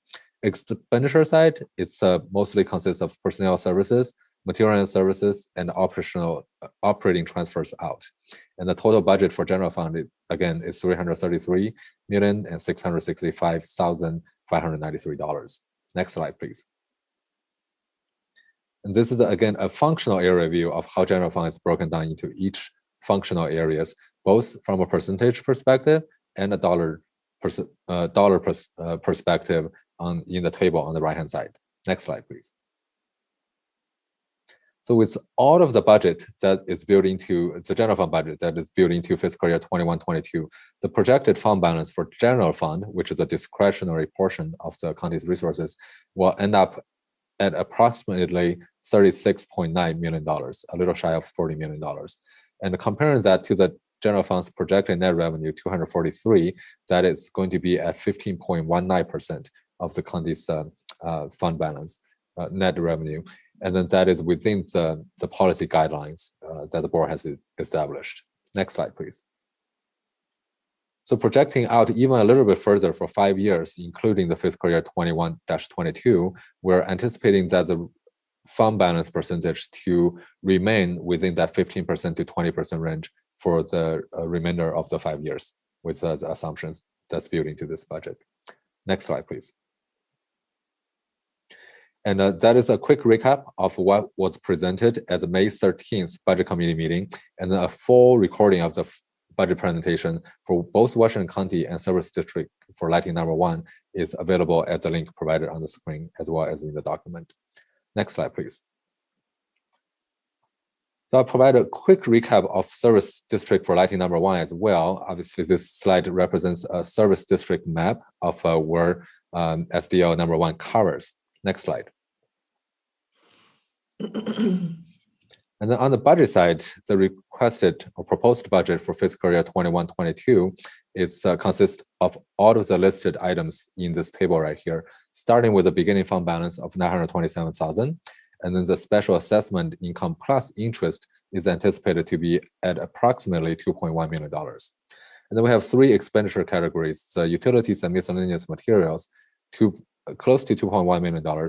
Staff cost plus indirect charges, $167,000. Transfers to road fund is a little over $6,000, with an anticipated ending fund balance budgeted in the contingency category of $831,938. Next slide, please. So that concludes a quick recap of the budget presentation that was provided again at the first budget committee meeting on May 13th, and I will hand it back to Committee Chair Bowling to facilitate a question or discussion among the committee members. Okay. So did you say all the committee members were here? Not all the committee members are here. So we have all 5 commissioners that's present. And then for the community members, we have you, yourself, and Venkat, just 2 community members. And Jack, we have Caesar on as well. Oh, Caesar. Yeah, I'm so you have 8 struggling. Of 10. We have 8 of 10 members. Yes, we have Caesar on as well. Thank you. Okay. So at this point, we're ready to see if any one of our members has any comments or questions. Is that correct? Correct. And Chair Bowling, if I may add, we did receive offline questions from committee members, and then we did assemble a list of questions and answers, which is published on our website as well. So I did email that out to the committee. I do also want to bring that to the public's attention. That document is available on our budget website. So with that being said, is there anyone that would like to raise a comment or a question? Chair Harrington. Thank you. And while I remember, I wanted to lower my hand. On the Q&A document that is available on the website for all of us, on page 6, on question number 12, which is regarding the lottery program table, the answer clarifies the contributions to the chambers at $500 each. I just wanted to note that the Cornelius Forest Grove Chamber is 1 chamber versus 2. So I just wanted to verify in that list that that's just 1. Okay, great. Then on page 7, which continues from page 6 on question 13 regarding funding the police conversation related to citizen concerns raised last year. On page 7, the first full bullet that starts public safety and justice provide services. If you go down 1, 2, 3, 4, 5, to the 6th line, it talks about, it may be helpful to note that these are county-wide services. And while each city employs their own police department, Countywide services include sheriff's officer response and investigations, jail, district attorney, so on and so forth. My question here is, and I thought I verified this with the sheriff in a meeting I had with him on Monday, the sheriff's office response and investigations is relative to our unincorporated areas only and not the city. So I was a little confused by that because the explanation at the start of that after the semicolon refers to that as a county-wide service. So I'm just trying to make sure I understand it right. Help? You are correct, Chair Harrington. I'm sorry, whenever you get promoted, you miss a minute of what's the question ended. So, yes. But okay. I think I understand your question is that it was a little confusing how that was written. You are correct. That is for the unincorporated areas. Okay, great. And I see how that might read a little confusing into the city. So thank you for that. Okay, terrific. Thank you very much, Erin Calvert. Okay, I can take that page away. So I just have two other things that two other questions that are not part of the written response. Should I ask about it now or wait till later after some other folks have had a chance to ask questions? I think continue on and then we'll go to someone else. Okay. So tomorrow there is a Housing Authority of Washington County, well, excuse me. There is the Housing Authority Advisory Committee has a budget meeting tomorrow. And so I'm wondering if you could clarify the role of the HAWC budget versus the Washington County budget, which I understand to also include our housing department and community development. So structurally, I'm just trying to make sure I understand it correctly. That's a tall order to try to explain the complexity of the difference between HAWC, which stands for Housing Authority of Washington County, versus Washington County's Department of Housing Services. So I'll try my best, and definitely Tanya or Ruth can help me if I'm not explaining it clearly. So starting with HAWC, which stands for Housing Authority of Washington County, it's a separate legal entity away from the county's governance body. Although that it does share a similar board, not entirely the same board, it does have a board of directors that consists of 5 county commissioners plus 2 more directors that is on the board. And that is why the Housing Authority of Washington County's budget is not part of the Washington County's budget. Although what makes it a little more complex for the benefit of the public is the Washington County actually takes over the staffing responsibilities and actually do have the Department of Housing Services to perform and carry out the mission of Housing Authority of Washington County. And that is where the portion of housing, the Department of Housing Services is included in the Washington County budget, because that is, for lack of a better word, almost like a contracted staffing for the mission of the Housing Authority of Washington County. And basically, to summarize, Housing Authority of Washington County's budget is not part of the county budget, but the staffing and all of the cost that goes into performing those tasks is a part of Washington County's budget.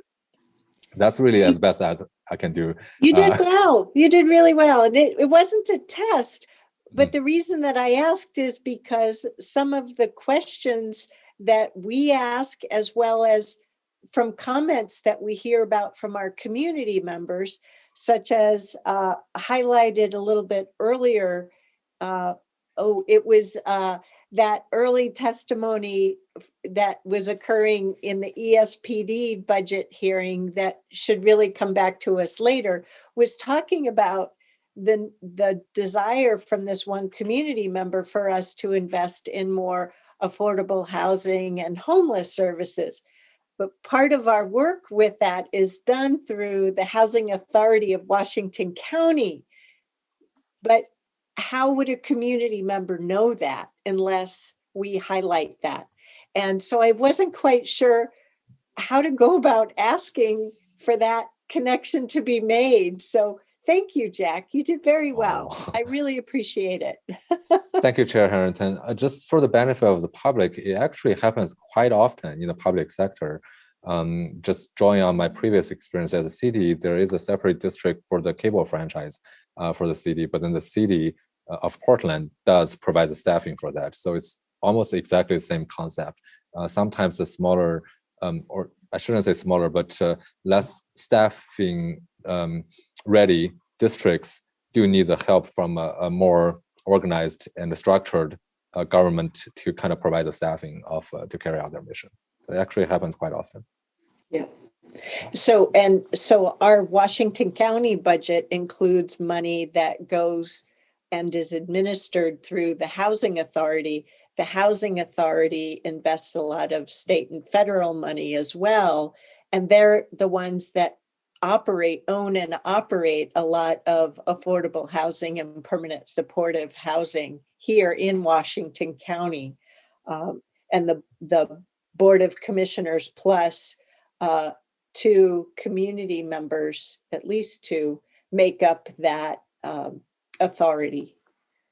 Okay, my last question, or at least for now until we have public testimony, is relative to page 9, and related to question 15, where is the county investing in housing services for seniors? So a couple of things here. I appreciated the answer, and I just wanted to contribute 2 additional data points. One of the affordable housing bond projects that Washington County is moving forward with is a senior housing project in the Cedar Mill area that is specifically to address the housing needs of senior members of our community who also identify as LGBTQ. Also related to this, I found that the Metro Affordable Housing Bond annual report was just published. So you can find that, as I just found it today, on the Metro website, oregonmetro.gov. They don't have it under the oversight committee yet, but it was just released. So there's additional information there that highlights not only Washington County, City of Beaverton, City of Hillsborough, but also City of Gresham, Portland, Multnomah County, and Clackamas County. So thank you very much for all the responses to the questions. There was a lot of great information here. Thank you, Chair Harrington. So are there other committee members that would like to ask questions? They can use their raise hand function, is that correct? Chair Bowling, we actually do have time starting at 8 o'clock for public testimonies. So I would recommend maybe give it 8 minutes before we get to that step. But if people want to ask a question, they can raise their hand through the electronic means, is that right? Yes, so people that's in the attendees list, they can definitely raise their hand to provide public comments or questions. So at this moment, I would encourage any other questions or deliberations from the other community members at this moment. Right, so I guess I'm asking again, is there anyone else on the committee that would like to comment or make a question that needs to be addressed tonight? Yeah, I'll make a very quick comment. And I made it an earlier one, but I'll repeat it again. And that is that this particular budget, as you know, is very lengthy, has a lot of details. And frankly, if I tested any of you later this week or next week, you'd be struggling hard to tell me what's in every line item, and that's not expected. I'm just saying that's the reality. So what I suggested is that potentially in the future, maybe Jack and the county staff could give some sort of a overview or update for those who want Budget 101, and I think that's important for new members particularly. But reserve time for discussion of more policy or principle-based activities, so that we would be talking about programmatic, not necessarily numbers. I'm just as guilty. I've been on this budget committee, as you know, a number of years, and we've always just seen a bunch of numbers in a document that any humanoid, unless they were burning it for firewood, would not enjoy spending. It's like reading the catalog. I mean, it's very complex. And so people are, it's not an enjoyable thing to read, and I don't pretend it needs to be, but it's required by state law. It's required to be fully transparent. So I'm hoping that maybe as we shift to more program-related discussions, that and we're not prepared this year. That's just not what we're prepared. And Tanya mentioned in her earlier remarks that that's where she's headed. So I would hope that maybe in the future, when we have a chance to do these sorts of things, that again, it would be for those who want Budget 101, for those who want an overview, that maybe Jack would take some time individually. I've seen that in other governments, a lot of them. And then what we would talk about is the more interesting, substantive, are we headed in the right direction? What can we afford? What should we try to afford? Those sorts of questions. So those are very general comments, but I wanted to make them at this point. Great. Anyone else?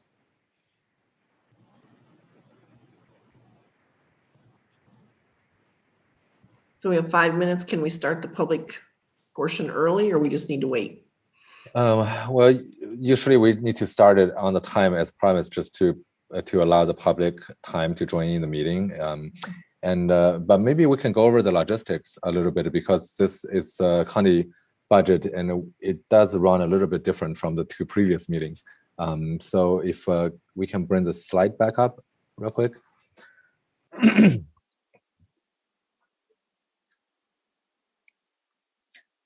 If we can go to the next slide, please.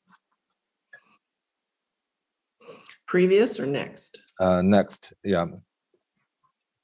So this is the overview page, and for the county's main budget, it has been provided in the procedures is that the chair is going to facilitate, excuse me, both committee questions and discussions and public comment on each functional area separately.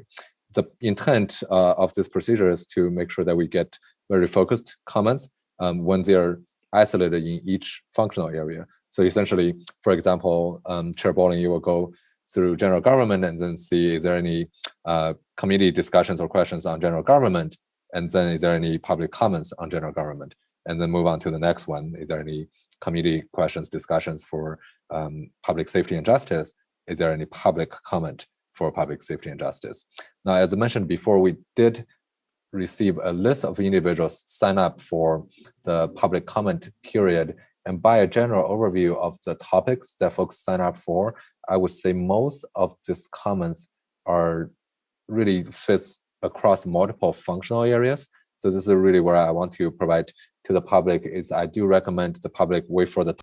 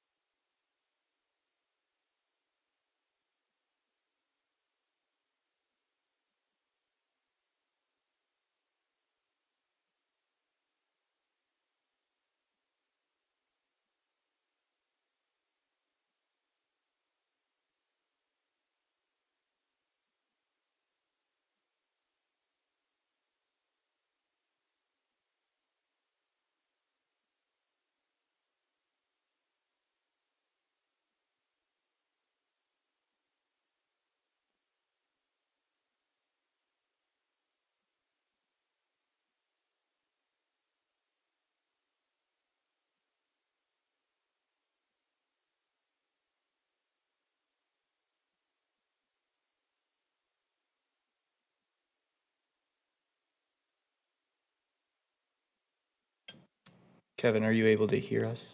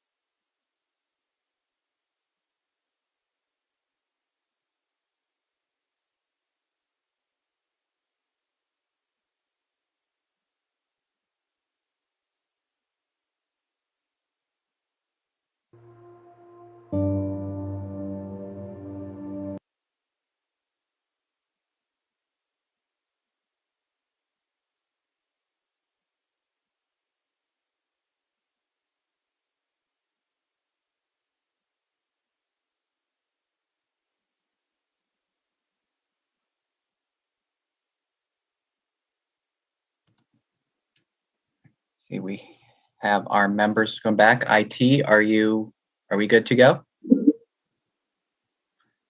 Right, Madam Chair, I'm getting the all clear for our IT that we are back up and running. So, Chair Bolin, we will hand this back to you. Well, let's make sure that all members are back from the budget committee. I see that we have a couple camera on. Just wanted to do a quick check. Venkat, are you back? Yes, I'm here. Thank you, Venkat. Cesar, are you back?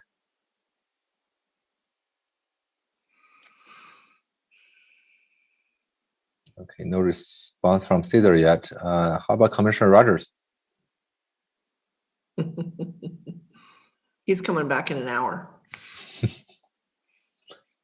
All right, we got Cesar back, and Commissioner Rogers hasn't responded yet. So, well, all right, there's Commissioner Rogers. All right, we should have everyone back. I'll hand it back to Chair Bolling to kind of go over to start the public hearing. So we're at the part of the meeting where we're going to go through the functional areas and ask if committee members have comments by functional area, correct? Correct. And I just wanted to reiterate to the public that there is a total budget portion at the end. So if your comment is in regards to multiple functional areas, please wait till the total budget portion to chime in. Chair Harrington, you have a question. And you're muted, Chair Harrington. Thank you. Could I suggest that slide with the various topic areas be on the screen again? Thank you. Yes, we actually do, for the benefit of Chair Bowling, is have a separate slide for each one of these functional areas. So as we go through, we can move through those slides. Okay, so we're ready to get going? Yep, next slide, please. All right. So at this point, does anyone from the committee have any comments or questions specifically related to Service District for Lighting number 1? Hearing none, I open it up for the public's comments related to Service District for Lighting number 1. So comments related to that particular area only. Are there any comments or questions? So, Madam Chair, we have one hand raised. Great. Amy, can you hear us? Yes. You have a question specifically related to Service District number 1 for lighting here? No, I had raised my hand earlier when there was the intermission to try to ask questions about the general format. But I think I probably will be waiting till a later topic. Okay. Great. So any hands raised specifically for Service District for Lighting number 1 public comments are appropriate at this time. Does anyone have anything? Looks like we have no hands raised, Madam Chair. Okay, so I close that particular section and we're moving on to the next section. So next slide.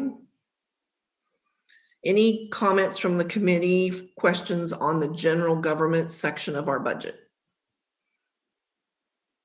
Hearing none, are there any comments from the public regarding the general government functions of our budget?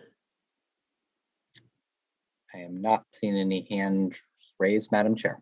Okay, so we will close the comment time from the public for general government. We will move on to the next, public safety and justice. Does anyone from the committee have any comments specifically related to public safety and justice? Yes, I see one, Cesar.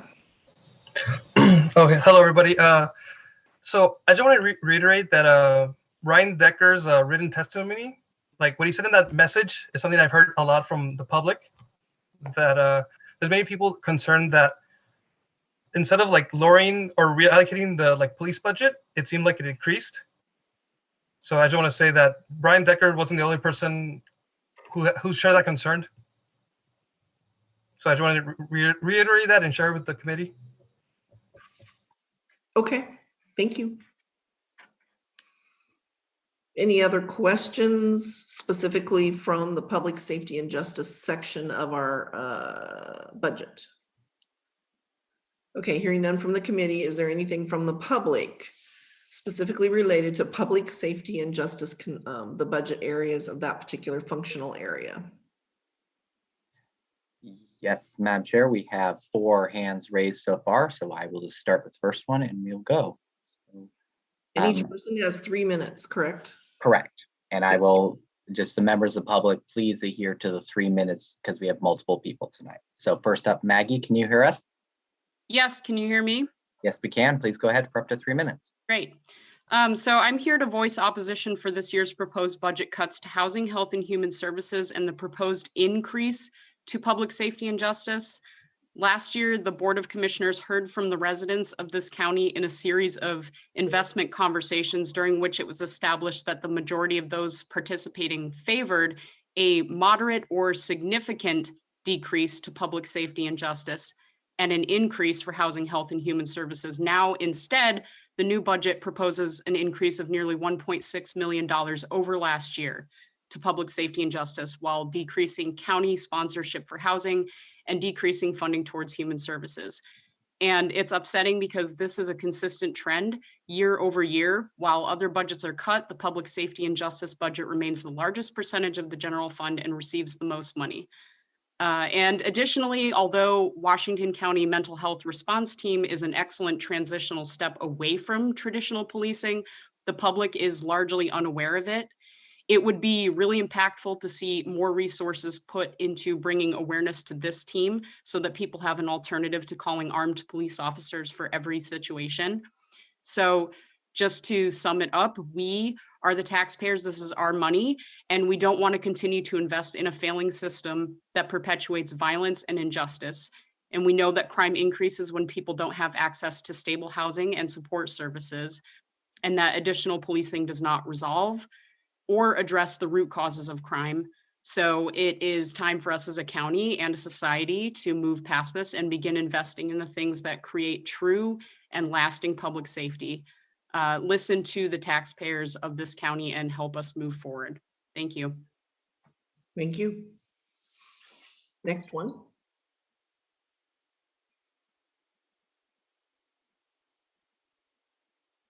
Who's next? Sorry, I was on mute. Taylor, can you hear us? Yes, can you hear me? Yes, we can. Please go ahead for up to 3 minutes. Okay, my name's Taylor and I live in Tigard, and I just wanted to voice my frustration and disappointment that Washington County is proposing an increase of $1.6 million to public safety, and once again decreasing housing, health, and human services. This is despite community feedback. This isn't the first meeting that I've attended, and we've repeatedly shared, as a community, that we would like to see the opposite happen. So 61% have said they favor a significant decrease in public safety, and 71% favor an increase in housing, health, and human services. The past year, the pandemic, it's been brutal. We've watched, family and friend members get sick with COVID, lose jobs, struggle to pay for food and rent. We don't need or want more money going towards public safety. We want our we want our tax dollars to go towards providing care for our community, not punishment. And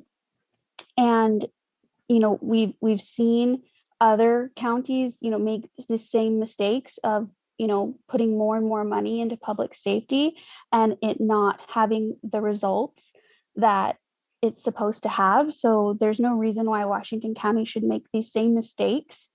And that's why I'm here, along with other community members, asking the commissioners and the budget committee to join us in let's write a new story for our county, and let's invest more in housing, health, and human services instead of more into public safety that doesn't keep us safe. Thank you. Thank you. Next, we have a third person. Third person is John. John, can you hear us?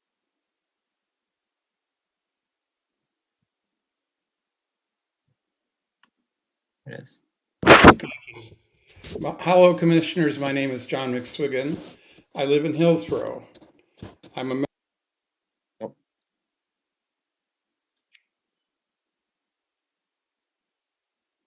Can you hear us, John? Way. Yeah, I keep pushing unmute, but it's not unmuting. You're good to go now. I got it. Hello, commissioners. My name is John McSwiggan. I live in Hillsborough. I'm a member of Spirit of Grace, a Lutheran Catholic church in Beaverton. Spirit of Grace is a member of the Washington County cohort of faith communities connected with the Interfaith Movement for Immigrant Justice and the Levin Community Land and Housing Coalition. My personal story happened in February of 2018. I'm a person who experiences manic depression, which includes severe mood swings and at times psychotic episodes. I see a psychiatrist at the VA hospital and take appropriate medications. Usually my condition is under good control.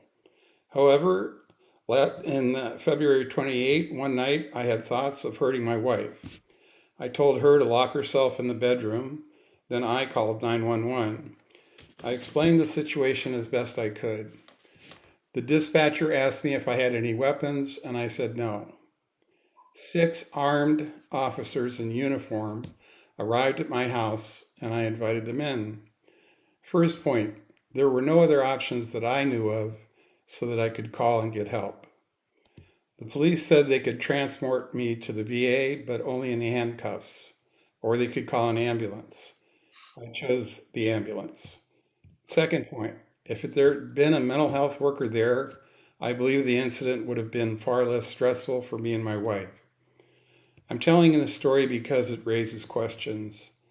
Why did I need 6 police officers? Was there a better way to handle the situation? Could de-escalation have happened with fewer armed police? I dread to think how this story might have ended if I had been a person of color, in a rough neighborhood, or homeless. To me, it points out the need for increased funding of housing, health, and human services, and less funding for public safety and jail. Thank you for listening. Thank you, John. Was there a fourth person under the topic of public safety and justice? Yes, next, Madam Chair, we have Chance. Chance, please go ahead. Hello, can you hear me? Yes, we can. Please go ahead. Hi, I'm Chance Lowe. I'm a radio producer and I live in Rock Creek. I will preface this, you are likely to hear my parrots in the background. My family runs a bird rescue, so that's likely something you hear. So right now we are coming over the tail end of the largest civil rights movement in American history, all because of the actions of a few that have affected the lives of countless people. The United States of America has the highest prison population in the entire world, with over 2.3 million people as of 2016. We have the highest per capita as well, even more so than communist China. This status quo being upheld by increased funding to, quote, public safety only further displaces communities, especially those most vulnerable. Every single dollar added towards a system that people are losing trust more and more in just shows that there's a lot of disconnect between our local government and the people. I personally have been victim of what the UN describes as war crimes in downtown Portland, simply for protesting for basic human rights and basic treatment of people. Right now, 13% of the population, which are Black people, are representative of 50% of the prison population. And that isn't due to any genetic flaws in them. That is due to disproportionate policing of minority communities. Every single dollar spent on the state, federal, and city and county levels increases that status quo. Without having a large commission focused on police accountability, police budgeting, ending qualified immunity, which I'm aware happens at the federal and state levels, without that, this status quo will continue to be increased. And as opposed to solving the actual problems, such as mental health, houselessness, and so on, we are simply just putting a gun in the hands of people who aren't trained to solve these issues. It's not fair to the people who are paying their bills and paying the wages of the police officers that show up. And it's not fair to the police officers either. They're not trained in mental health. They're not trained in how to handle houseless people. They're not trained in how to handle people having a mental health crisis. They're not trained in that. And it's not fair to them, and it's not fair to us. Thank you. Thank you. Other comments? Yes. Okay. Next one, Imani, can you hear us? Hi, can you hear me? Yes, we can. Please go ahead. Now, Imani, before you get started, I just wanted to clarify, because you signed up for the public testimony under an organization named Washington County Ignite. Yeah. There is a time alignment difference between organization and individual. So organizations does get 10 minutes of time. So I just want you to know that. Yeah, thank you. I shouldn't take shouldn't take any more than 3 minutes, but just in case, thank you for that reminder. Good evening, Chair Harrington, Vice Chair Treese, Commissioners, and Budget Committee members. My name is Imani Dorsey, and my pronouns are she and her. My family and I are residents of Hillsborough, and we've lived in the county since 2012. I'm currently serving as the Interim Executive Director for Washington County Ignite. You may or may not have heard of it, but our organizational mission is to build power in our community of Black, Indigenous, and people of color, LGBTQ+, and young people residing in the most rapidly diversifying county in Oregon. And our main goal is to shift power dynamics locally so that the most impacted members of our community play a leading and meaningful role in decision making, because government has historically and intentionally been and continues to be highly inaccessible and exclusive to many. But specifically, there must be a focus on how Black, Indigenous, and people of color face disproportionate barriers. But even with these barriers to participation, last fall during the community listening sessions, community members showed up overwhelmingly in favor of decreasing the public safety and justice budget and increasing the housing, health, and human services budget. And I'm here to urge you all to listen to these demands. The community is begging you to hear us, but are you listening? Are you taking our pain and our fear seriously? Who are you centering in the decisions you're making? More resources for life-affirming services provided through Housing, Health, and Human Services makes our communities safer, not more of our taxpayer dollars going towards things like body cameras, which do not save lives. And this isn't a matter of life and death. Body cameras don't stop the police from killing Black and brown people. Sure, they may provide necessary, and like quote unquote, you can't see me, but evidence needed to quote unquote hold them accountable, but that doesn't undo the harm. That doesn't necessarily bring a life back. You can't see me, but I'm a Black woman, and my family is Black. And other than Commissioner Fye, you all don't understand how it feels to hear these discussions where you're negotiating about my life. Body cameras and more surveillance technology do not make me and my family feel safer. And while there's various reforms on the table that could be pursued, and I recognize that change doesn't happen overnight, the most impactful and immediate change that can be made to stop Black people from being murdered by the police and to begin to address the root causes of many crimes is to reflect that in your budget by investing in Housing, Health, and Human Services, by reallocating dollars from the public safety and justice budget. In the, like others have mentioned, in the community listening sessions, 61% of participants were in favor of decreasing the public safety and justice budget, and 71% were in favor of increasing Housing, Health, and Human Services. So it doesn't make sense that this budget that you are currently considering is the complete opposite of what the community expressed that they wanted loud and clear. And most of the work that Washington County Ignite has done so far has been surrounding supporting changes in leadership in the county by working to address the barriers people face to serving in elected or appointed office or committee positions. Because like I mentioned earlier, we recognize that the current structure of government is exclusionary, and so our current representation is not reflective of the population. So I'm urging you to reflect on your position and your responsibility to not turn your back on the community and the people you serve, and instead use the proposed increases to the public safety and justice budget towards allocating that towards Housing, Health, and Human Services. Thank you for your time. Thank you. Are there additional? There are 3 additional hands, Madam Chair. That is Carlos. Carlos, can you hear us? Yes, can you hear me? Yes, we can. Please go ahead for up to 3 minutes. Awesome. Good evening to the chairs and the budget committee. My name is Carlos Covarrubias. I am a resident of Forest Grove, an employee of Metropolitan Public Defenders, an investigator. I'm the vice chair of the Forest Grove Community Policing Advisory Committee. I'm not here speaking on their behalf, but I do want to let the budget committee know that I do hold that role and that these are my views. I absolutely do not believe increasing the police or the public safety budget by $1.6 million while cutting housing and health services is the right thing to do. We're coming out of a historical worldwide financial crisis, which has been created by the pandemic, and many Washington County residents have lost work and are struggling to make ends meet. Since the pandemic, I absolutely have seen an increase in mental health crises, houselessness, and crimes of desperation, such as stealing food and other essential services or other essential supplies through my work at the Public Defender's Office. I think Washington County needs to react with compassion and community outreach to those in need, not restricting resources to those most impacted by this global pandemic, and further trying to criminalize our most vulnerable populations. If you spend your time looking for criminal conduct in this moment of vulnerability, you will definitely find it.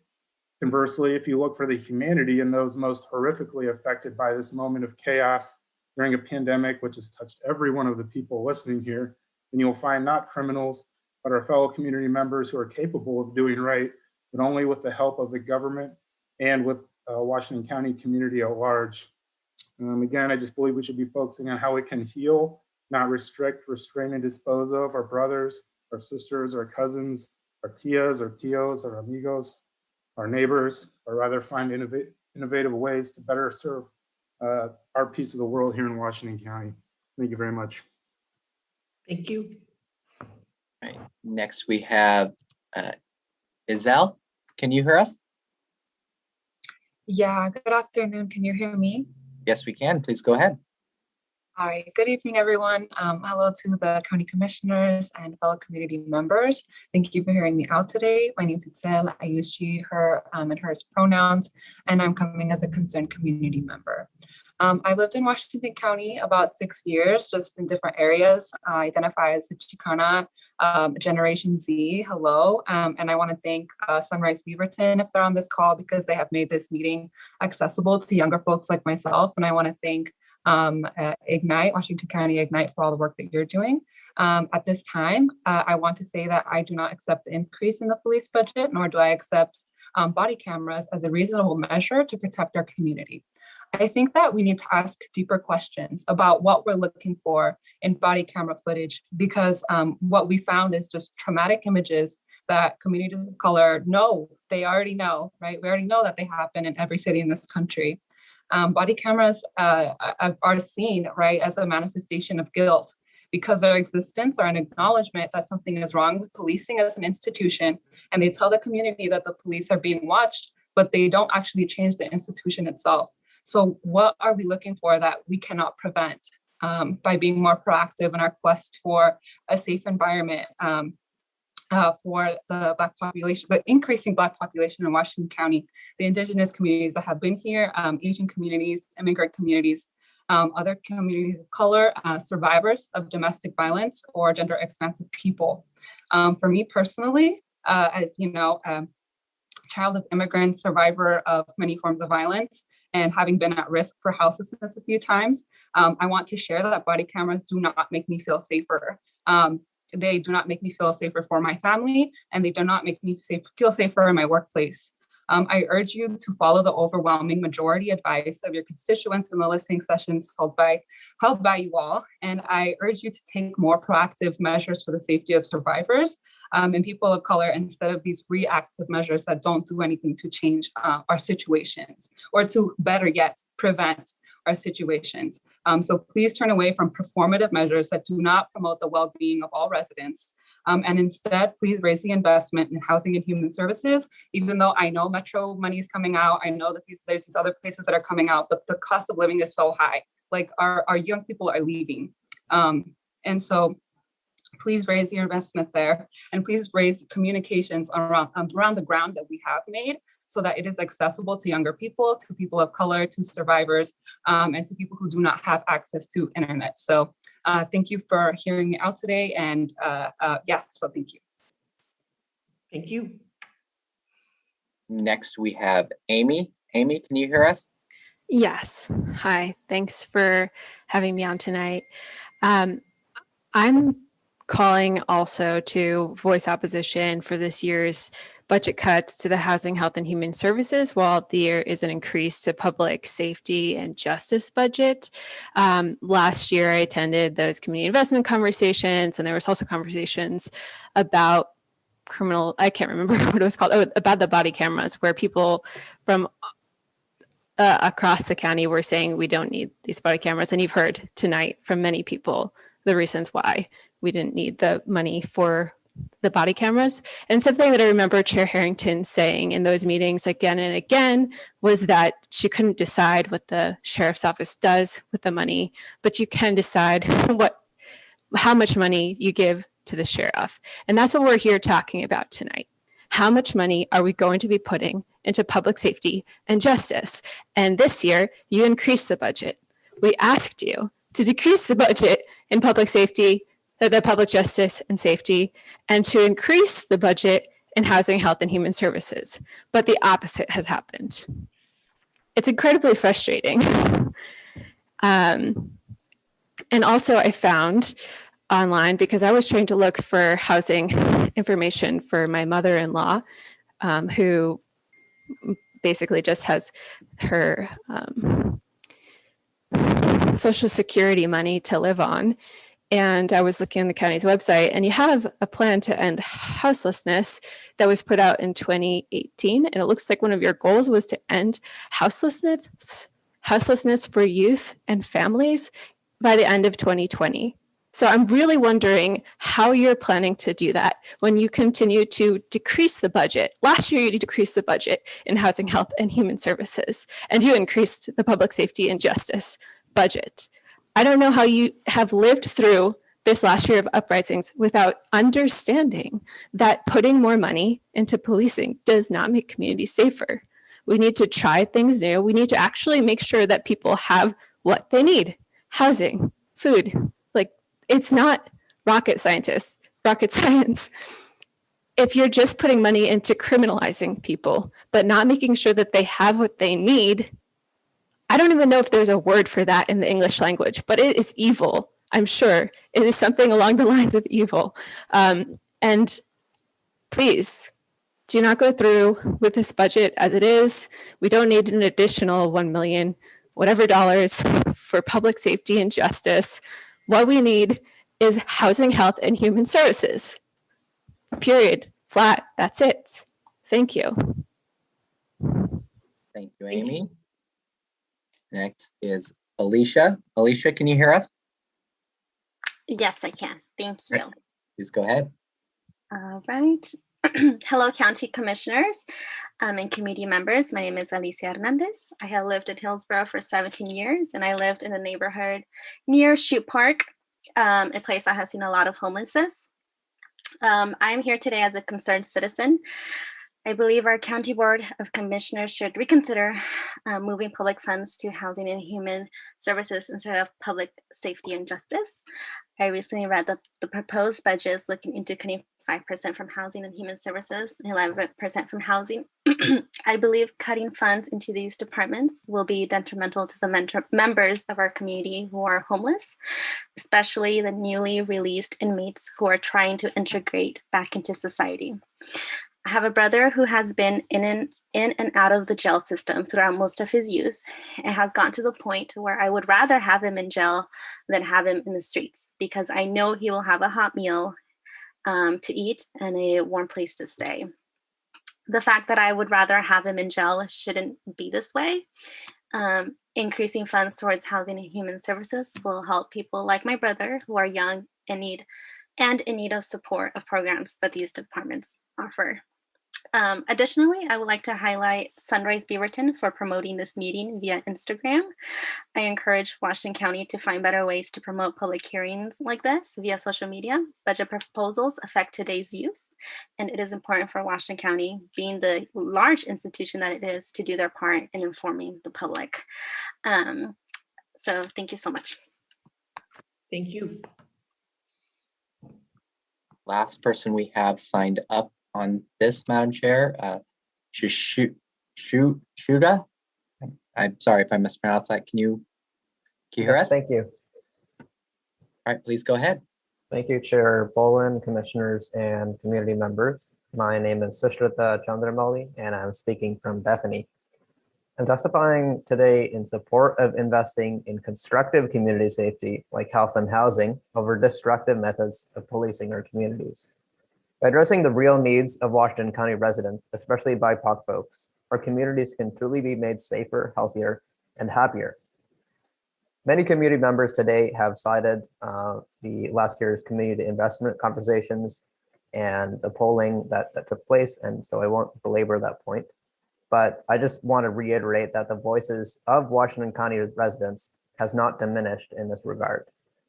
The county budget proposed for the 21-22 fiscal year slashes the housing, health, and human services related budget by $12.3 million, slashes, at a time when houselessness is on the rise as we move out of this pandemic time. That is unacceptable.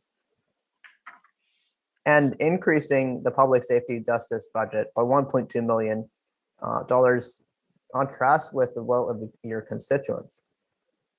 In 2018, Washington County Sheriff Deputy Ryan Albert attacked and seriously injured an inmate. In 2021, a deputy hit and killed a pedestrian in Beaverton. Any increase to the public safety and justice budget is an implicit endorsement of the daily violence, especially inflicted upon Hispanic and other BIPOC communities in our county impacted by over-policing.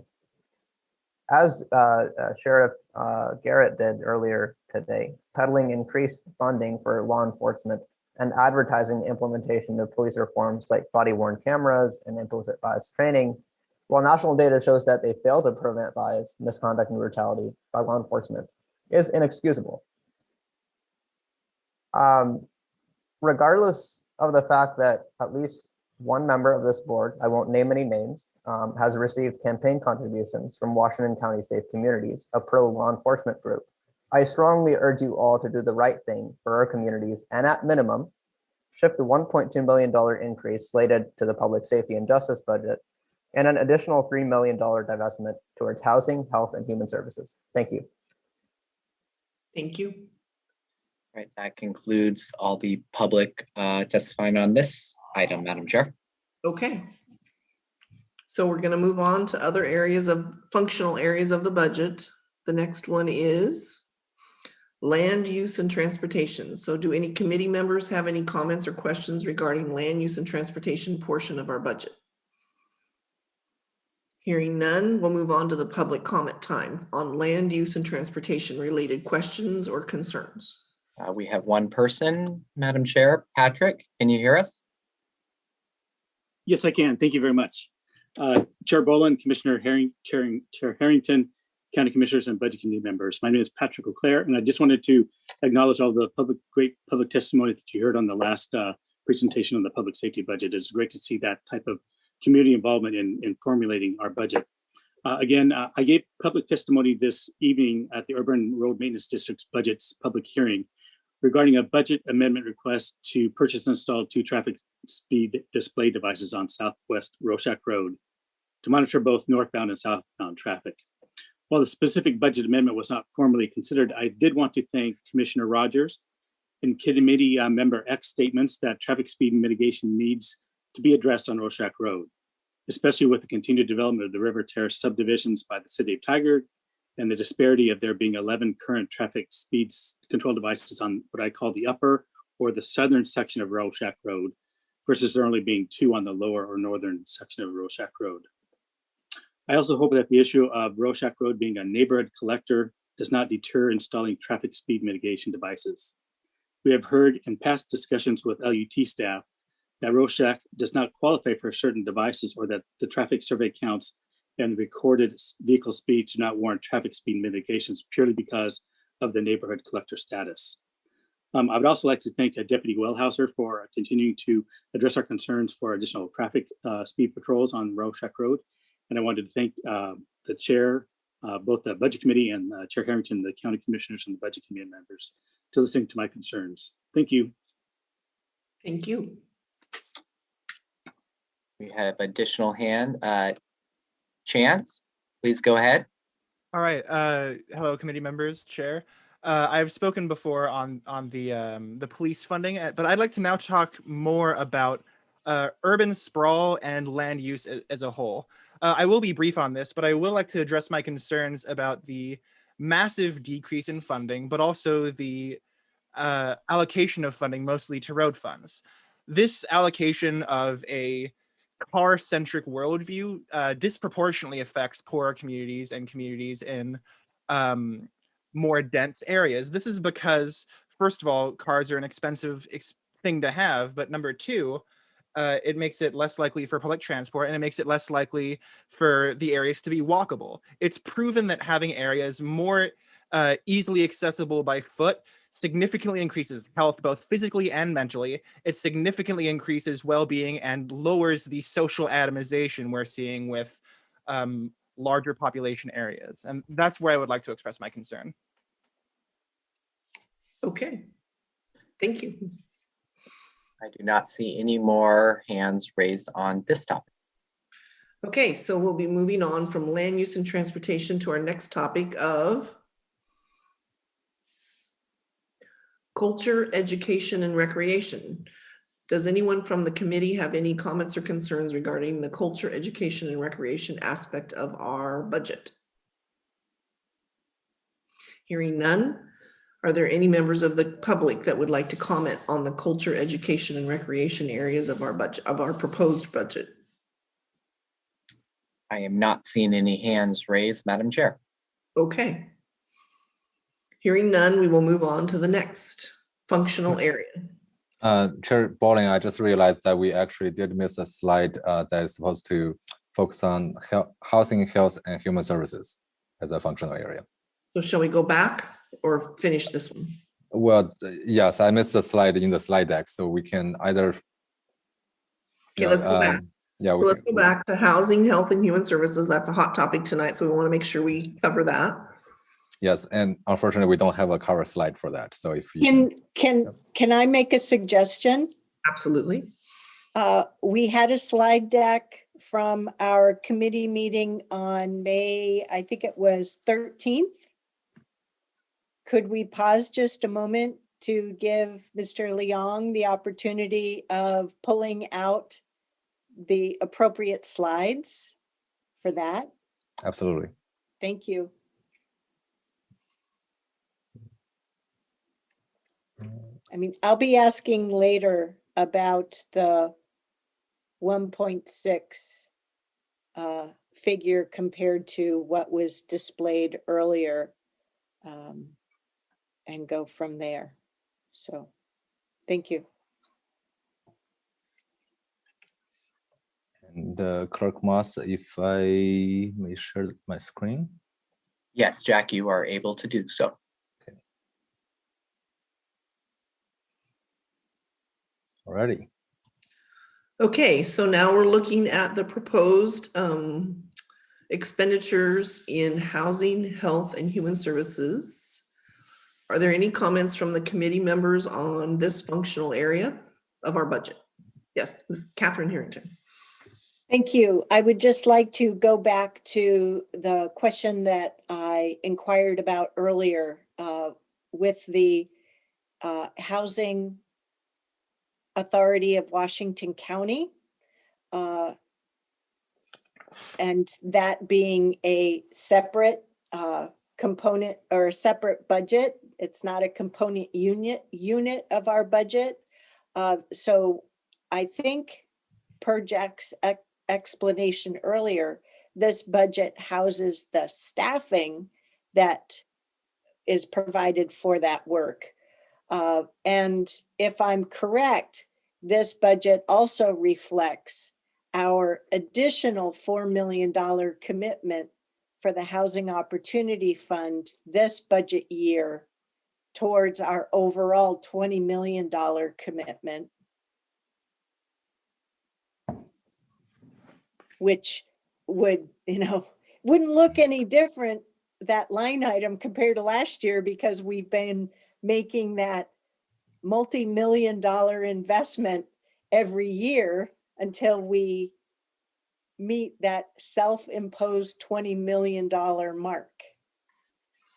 So anyway, I know I'm touching on a couple of different things, but I want to try and make sure that it's clear to all of us that this summary slide does not encompass all of the housing investment that is done as a result of the Board of Commissioners, this budget committee, as well as the Housing Authority of Washington County Board of Directors, which we are a part of. So do we know what the budget is of that other entity? Committee Chair Boland, I was actually just going to mention that, so great prompt. Thank you for that. So I am aware that the revenues expected this next year are 54.9 million and expenses are 52.1 million for that budget. So adding those dollars into this budget really shows a full Washington County suite of housing services. And that public documentation should be available for the Housing Advisory Committee meeting tomorrow at 9 o'clock in the morning. Hopefully it's on the Washington County calendar. Yes, Madam Chair, we made sure that meeting is marked for the public and on their website with the materials. Great. Okay, so do we have any other comments from the committee regarding the section, the functional area of housing, health, and human services? So Chair Harrington has made her comments. Does anyone else have comments? Looks like Cesar has his hand up. Okay, great. Cesar. Hi, I just want to say that I share the concerns made by the public about how I would like to see more money invested in housing services, because many forecasts I've heard from economists, they fear that homelessness is going to increase in the coming years. So I just wish that county keeps that in mind and listens to the public that has spoken. Thank you. Thank you. If I could point out, we find ourselves in a very difficult position, having a budget document that does not clearly list out how we are investing in a significant way in housing and in supportive housing services. So and the voters have directed that tax revenue as well. It's just really unfortunate and does us a discredit that the current format that we use through our budget process is somewhat detrimental to our telling our own story, because we do have significant additional dollars going into affordable housing, as we're referring to the affordable housing expansion program, as well as to supportive housing, which includes mental health services and behavioral health supports. It's just unfortunate that it's really hard to see through these financial documents. Jerry, Commissioner Willie. Well, and just to follow up with that, Catherine, thank you for that. I think it's incumbent on us, though, that we do a better job of clarifying the message. We have $38 million budgeted for supportive housing services in this year. That is all new money coming from the initiative that the voters passed last May. And there are other services that we have enhanced in Health and Human Services that obviously that message hasn't been communicated out to the constituents. Otherwise, they would not be advocating that we have cut Health and Human Services when in reality we have not. And so I'd like to see us put together a better message and certainly a better, more clear picture of what it is that we are providing in Health and Human Services Department. Thank you.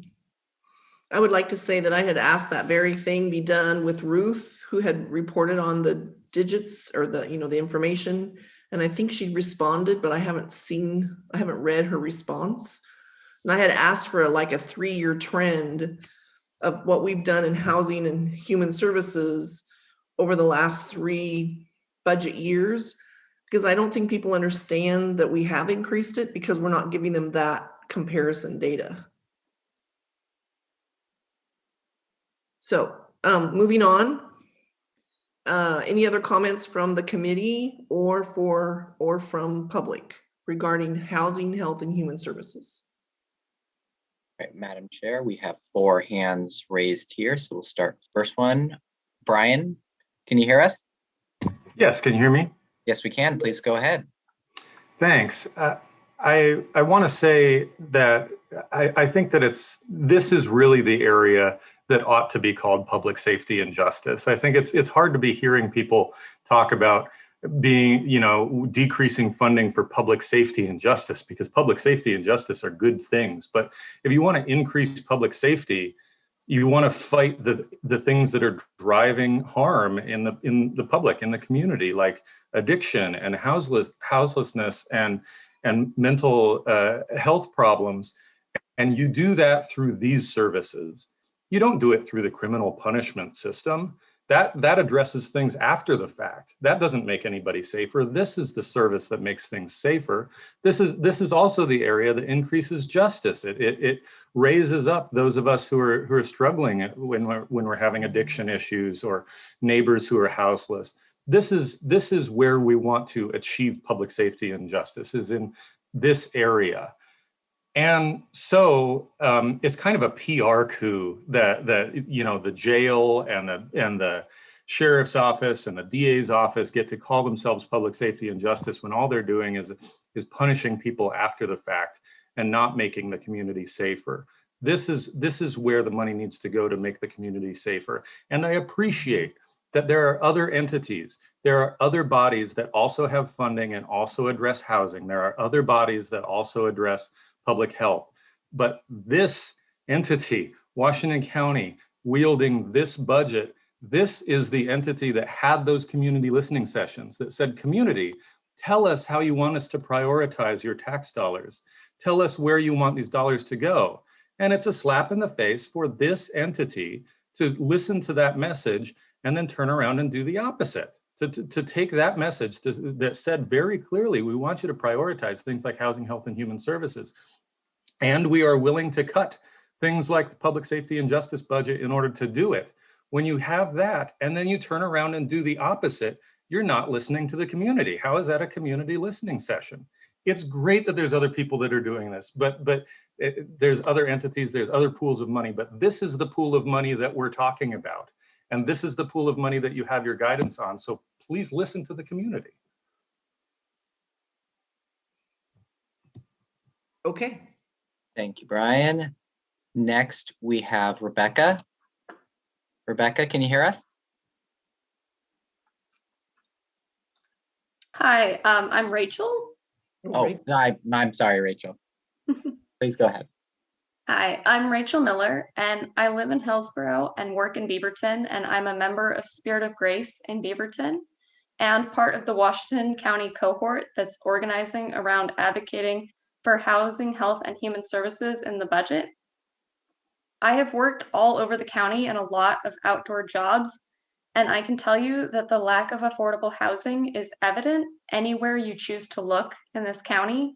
There are sleeping bags and other evidence of people forced to live outdoors, not just on the sidewalks of our cities, but in every bush, both urban and rural. As a community, we have to decide where our priorities lie. We want to live in communities that offer vital services to our most vulnerable community members so that we can all thrive. We know that our community will be stronger and more resilient if we invest in housing and healthcare, including mental health care. We're coming out of a major crisis now, one that has disproportionately affected those who were already vulnerable. Choosing to prioritize housing, health, and human services will lessen the impact of the next crisis. And there will be a next crisis. Let's learn from this moment and move forward together as a better Washington County.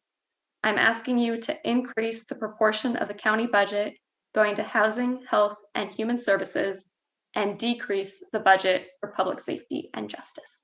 Thank you. Thank you. Next.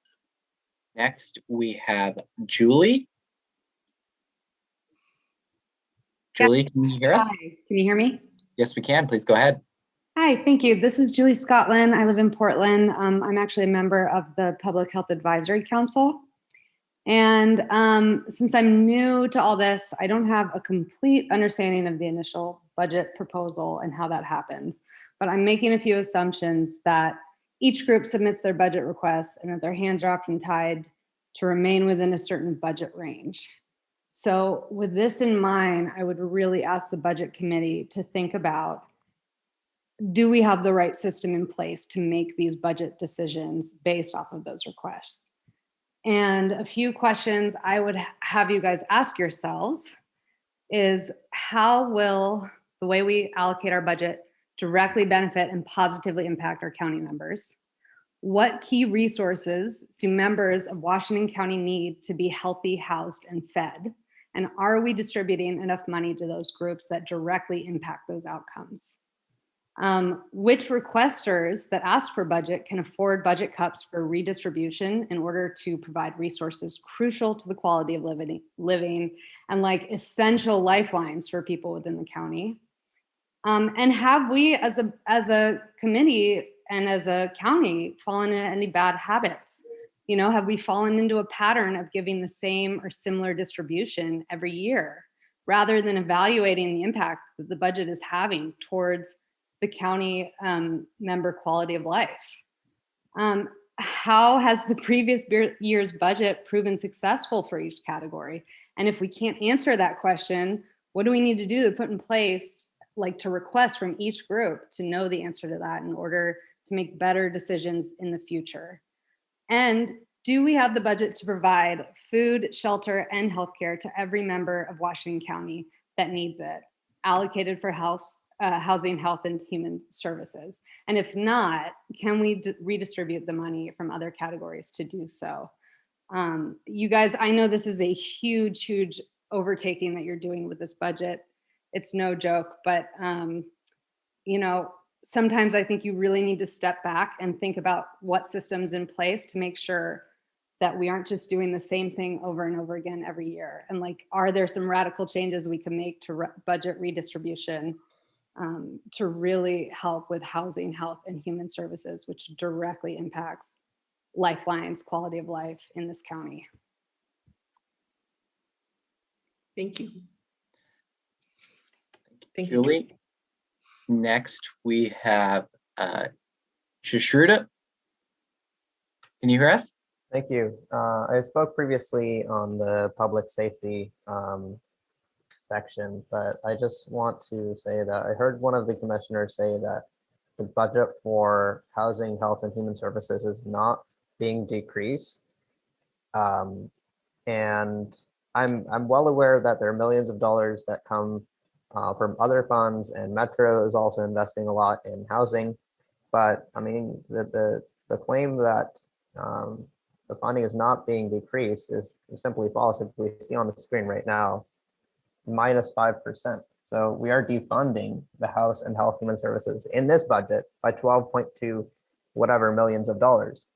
So to elevate what Brian said in the beginning, it is a slap in the face to both see that the hearing sessions from last year were not listened to, and also that at this meeting we have members of this committee trying to reframe the ask of so many community members today as a simple PR mistake from the commissioners or the county government. So again, please reconsider this budget and realign it with what the community wants. Thank you. Okay. Next, we have Chance. Chance, can you hear us? Yes. All right, please go ahead.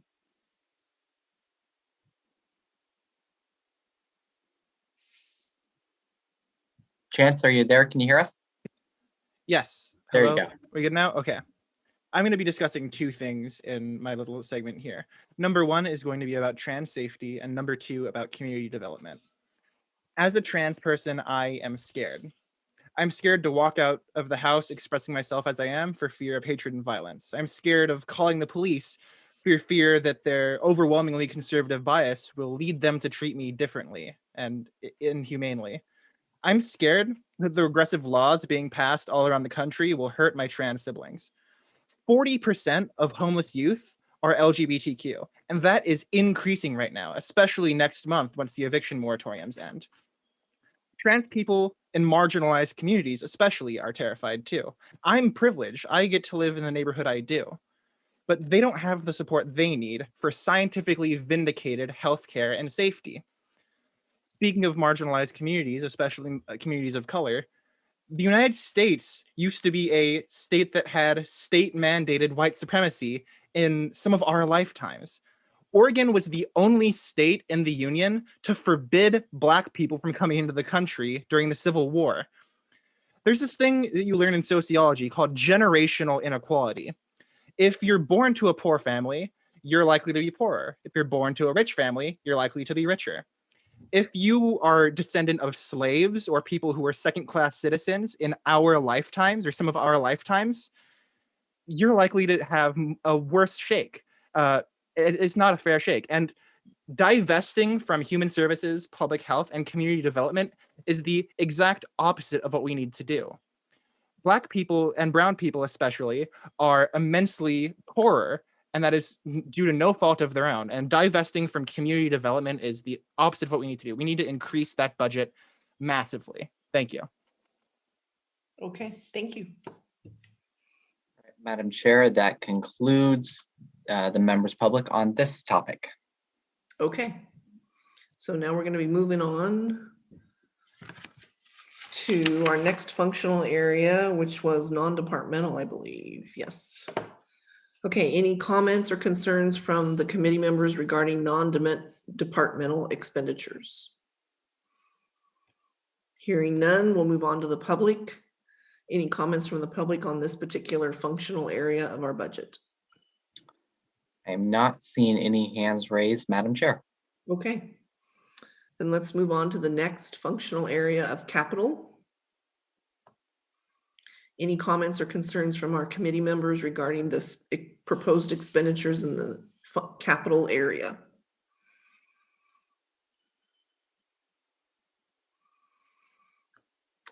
Hearing none, we're going to move on to our public comment time on capital expenditures. Anyone from the public want to comment or express a concern?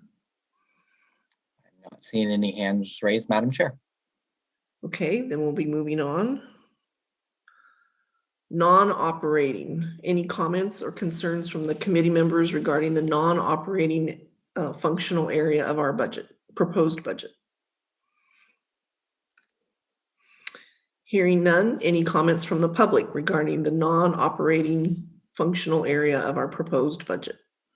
Madam Chair, we have one hand raised. Chance, please go ahead. Yes, I do have one small question, actually. I am aware that the lottery, especially the state lottery, serves as a great way to collect tax revenue, or collect revenue outside of tax revenue, I should say. I would like to ask if there's any information on how much revenue is drawn from that, where that revenue comes from, if it's poorer communities, if it's richer off communities. Is there any information you can share to the public about specifically that?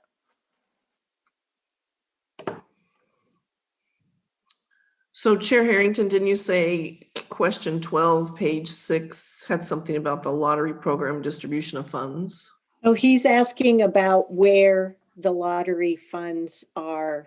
I believe he's asking about where the revenue is generated, within our communities.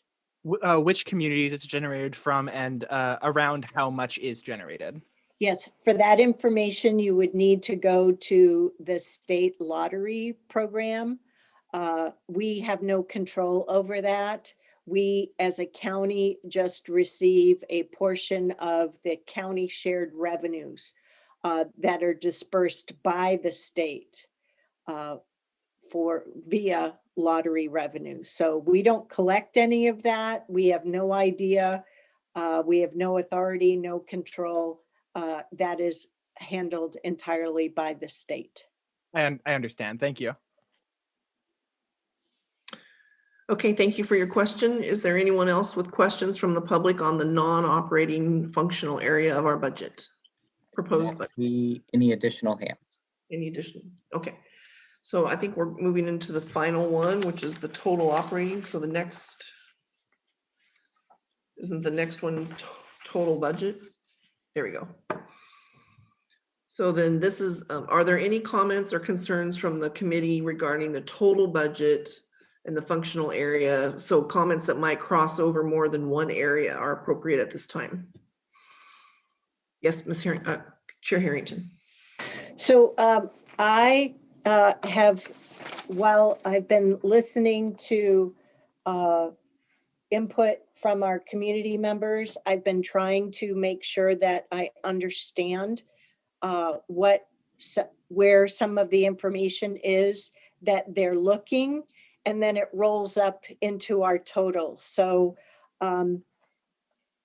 I assume that now is the time for me to ask some clarifying questions. Ms. Angie and Jack, am I correct process-wise? Okay.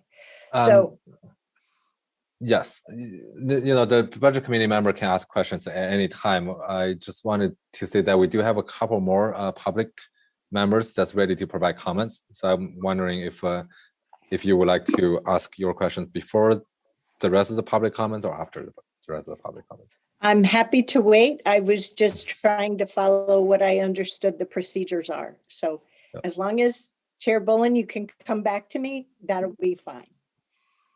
Okay, so we're going to do the public first, and then we'll come back to the committee. Is that what I'm hearing, Jack? Sure. Okay. Sounds like Chair Harrington is okay with that. Okay.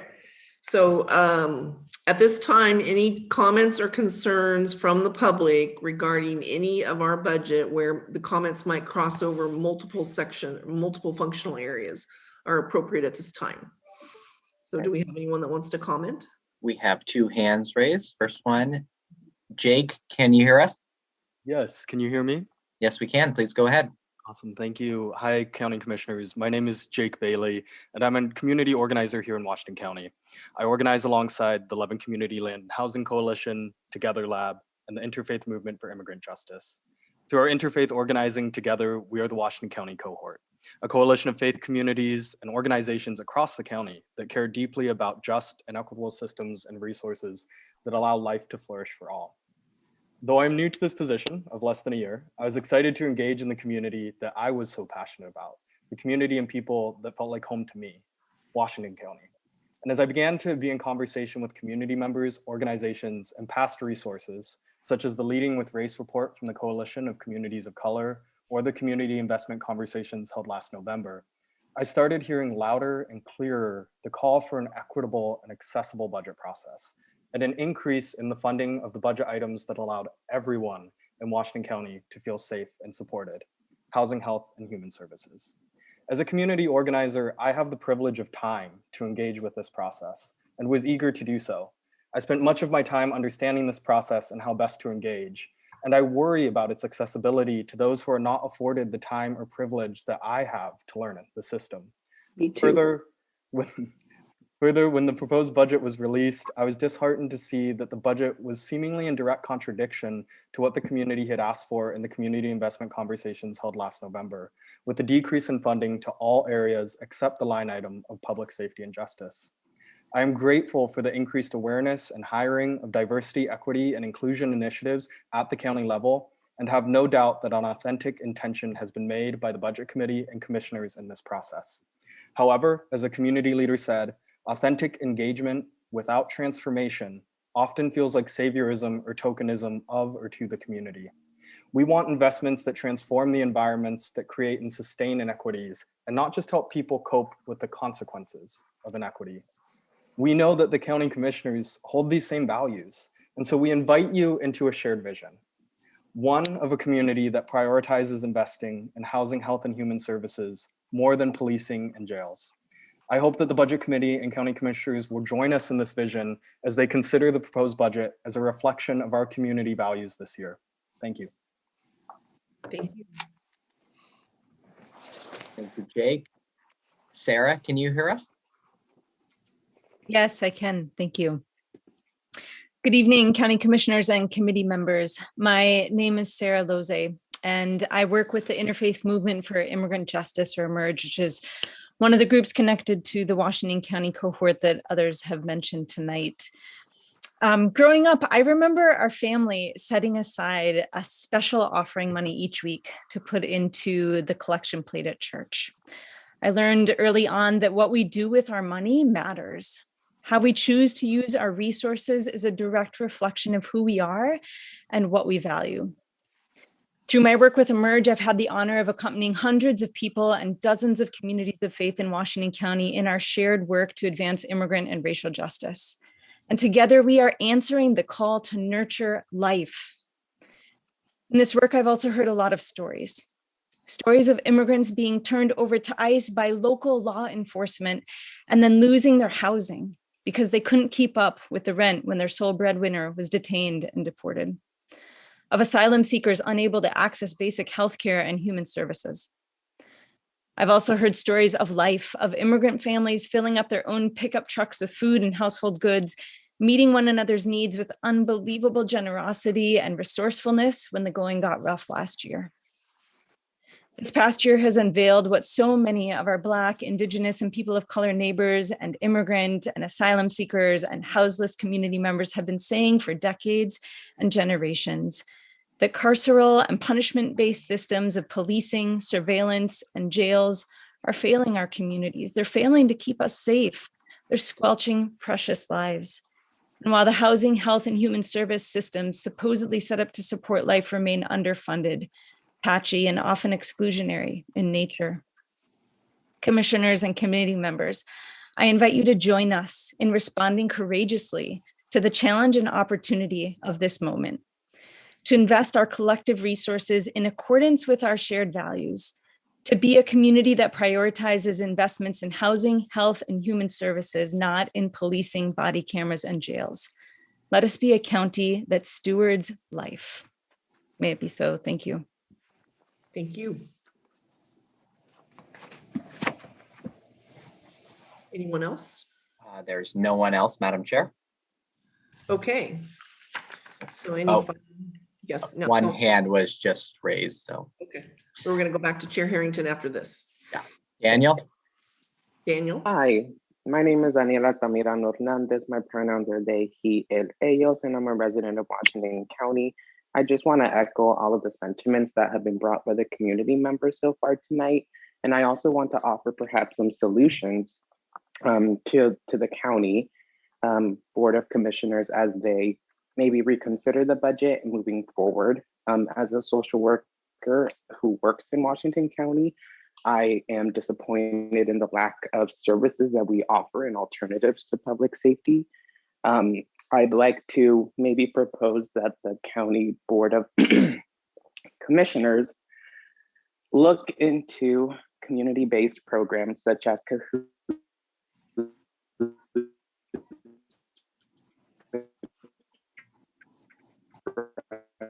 out of Eugene, which would be funded under Health and Human Services. I understand that there's a separate budget that perhaps funds housing projects, but in order for us to truly address the mental health issue that we have in Oregon, we have to do this on a multifaceted level, which includes addiction care, sobering facilities. So again, I just offer some solutions as a concerned citizen to echo the sentiments of my fellow community members. Thank you. Thank you. Thank you, Daniel. So let's go to Chair Harrington. Yeah. Okay. Yes, thank you.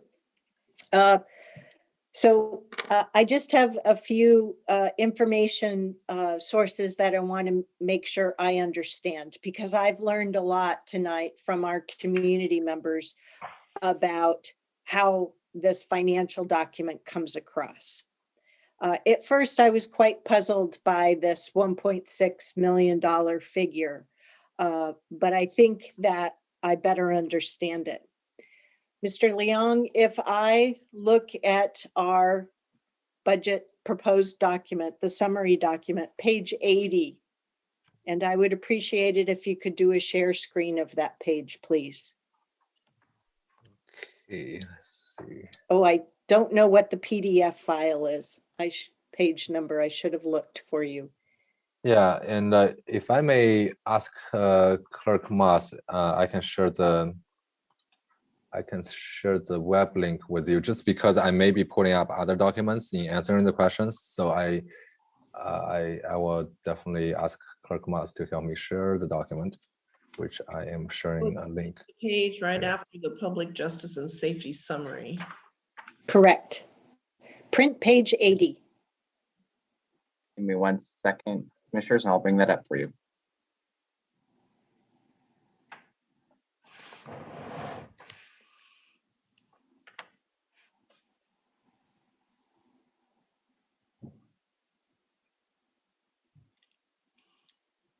So as in our meeting on May 13th, we learned that page 80 essentially has the expenditures, page 81 has the revenues.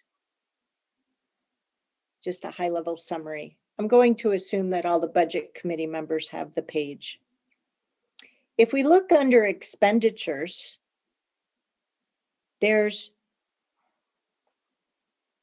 you look at the top of the page, there's the organization unit, there's a subtotal for administration, and then there's a subtotal for sheriff's office. I don't know for certain where this $1.6 million figure comes from, but I assume that it may be referring to this 1.537499 figure. That is an increase of expenditures of approximately 1.6 million. So then I had to go up and look at the categories. And I start at the top, Sheriff Office Administration, Law Enforcement. Okay, There's an increase of there's a decrease for law enforcement expenditures. Jail has an increase of $624,000. And when I go to the jail page, I see that those are the costs for handling the adults in custody that are provided to us, care of the courts, the state courts, and those who have 1 year left on their prison terms that have been transferred from the state to us. So we don't have any choice there. The next line item, jail health care. That increases $139,000. That's mandated. Then I go down, sheriff contract services. That increases $300,000.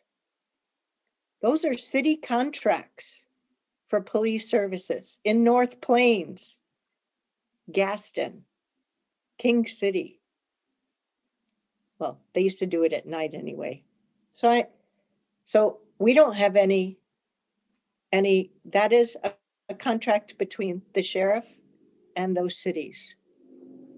Then I go down to the other big ticket increases, local option level levy, sheriff's administration. Okay, so that's following the voter mandate with the public safety levy. Local option levy, law enforcement. Once again, we're dealing with local option levy, jail. We're dealing with aspects that are funded by voter directed resources through these levies. Civil forfeiture, I can't really speak to that line item. But if I'm correct, those are the big ticket items that contribute to this $1.6 million increase, because we didn't see a $1.6 million figure on the public safety and justice summary slide that was part of our presentation. So I've certainly learned a lot more from our community members tonight, and feedback is a gift. And I now have a better understanding of how they're looking at our budgets. But once again, that's the expense page. I would then like to, and where there are mandated services, if the special funds don't cover that, then we have no other choice than to backfill those costs through the general fund. And the state mandates we do all kinds of things, unfortunately, and it's really somewhat harmful. If I could switch over, well, let me verify. Jack or Ms. Angie, through this proposed budget, is there another section I should be going to try and find a $1.6 million figure related to public safety and justice?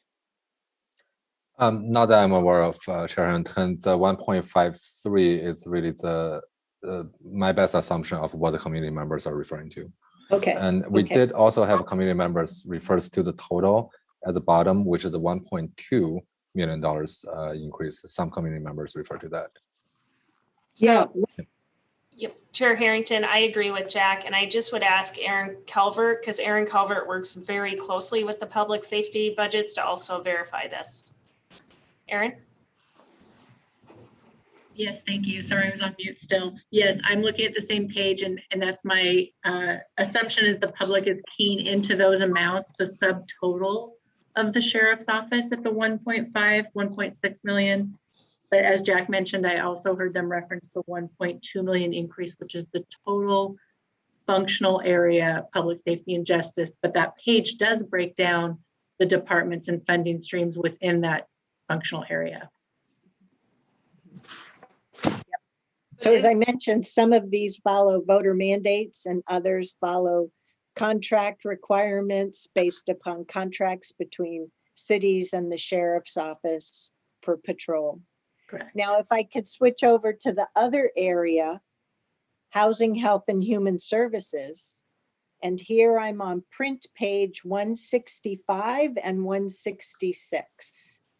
I'm not trying to justify, let me be clear. I'm just trying to understand where some of the feedback may be coming from. So according to this overall summary page, and housing plus health and human services is huge.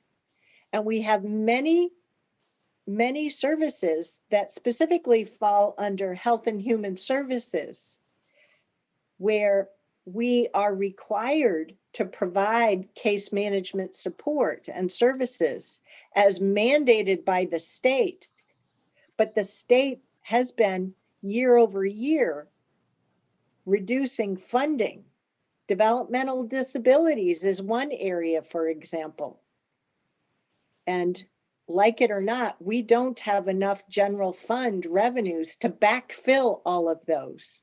So what we have seen is, by virtue of page 165 and then 166, we can see that the general fund subsidy has increased this year by an additional $286,000 towards a total of over $8.9 million for a general fund subsidy.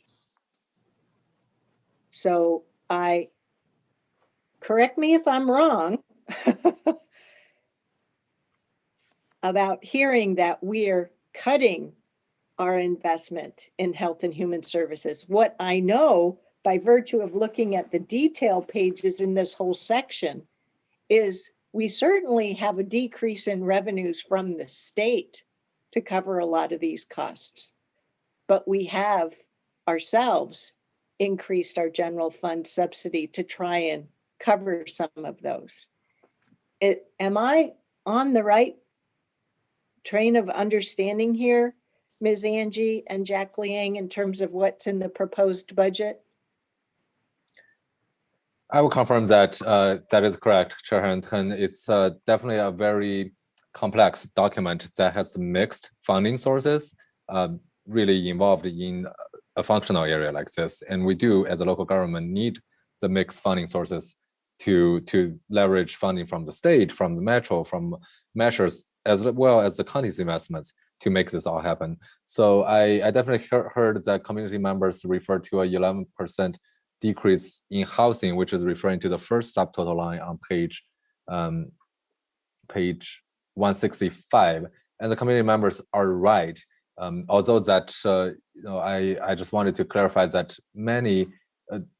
pretty much the entire decrease is dedicated because the metro affordable housing bonds change from one year to another. If that is taken out, it's actually a huge increase in the housing, more than 100% increase in the housing investment.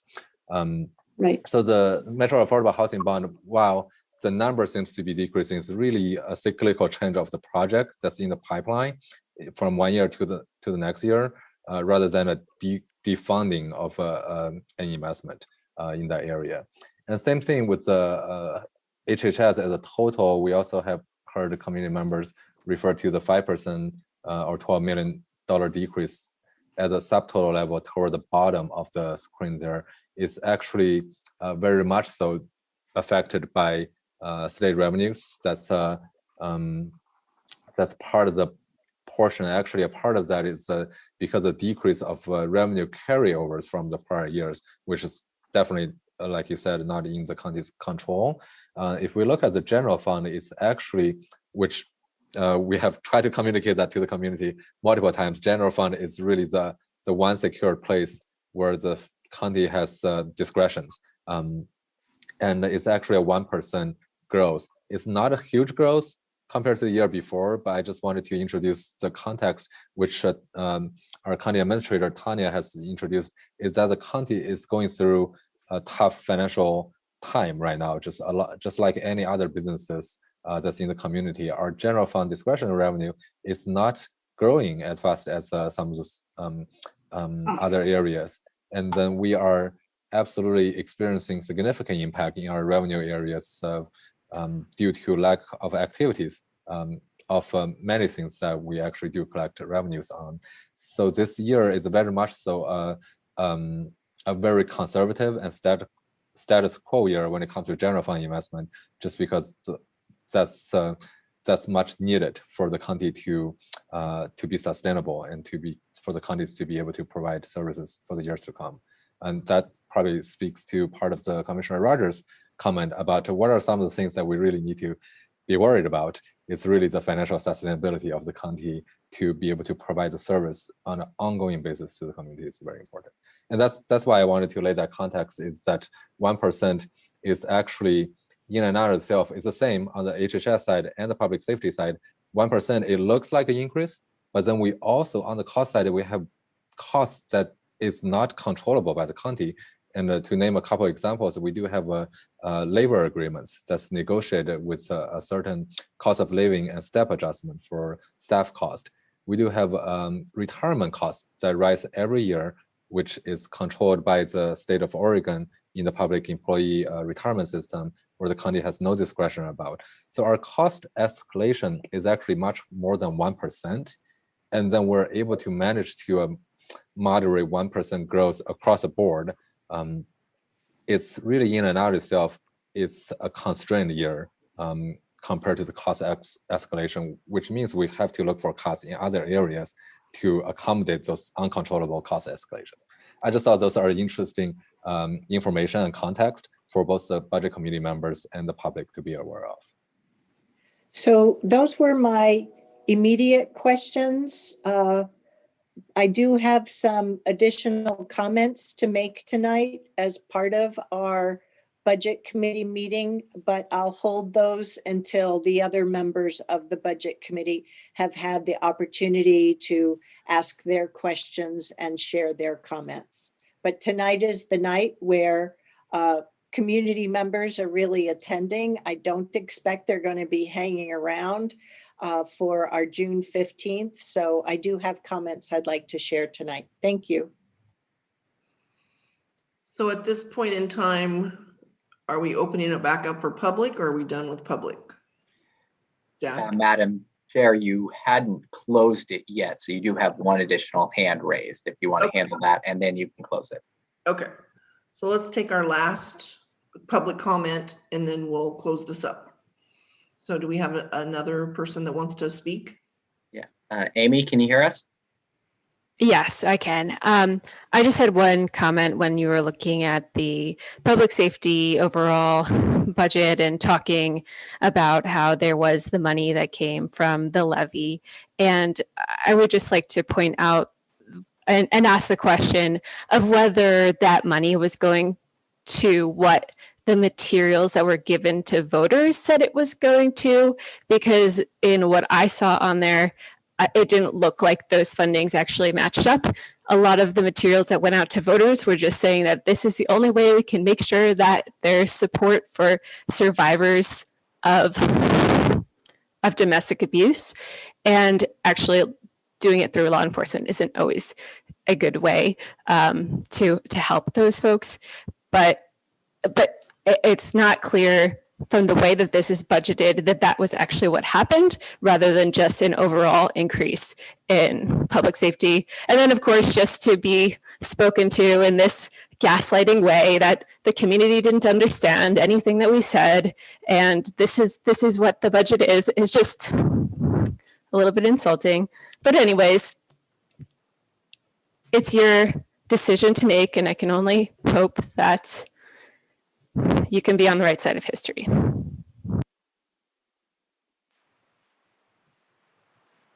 Okay. Next, we have this will be the last two hands that we have here for the members of the public.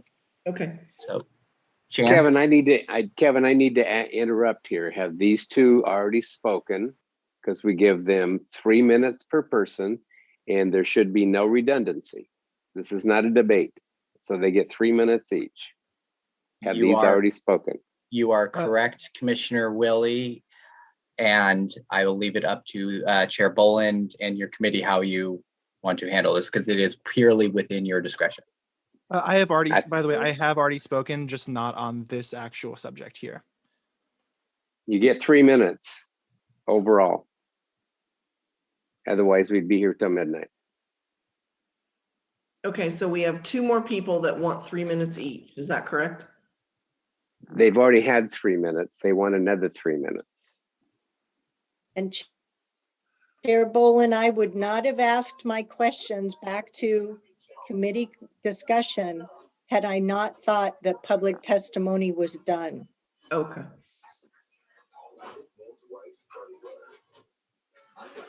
So I'm going to close public testimony at this time. Are they allowed to come to the June 15th meeting and do public testimony there? Yes, absolutely. Okay, so I'm going to close public comment now for this particular meeting and invite those who feel like they still have more comments to make to either do them in writing or come to the June 15th meeting that the board, or, through Zoom, that the commissioners will hold before the final vote on the proposed budget. So moving on,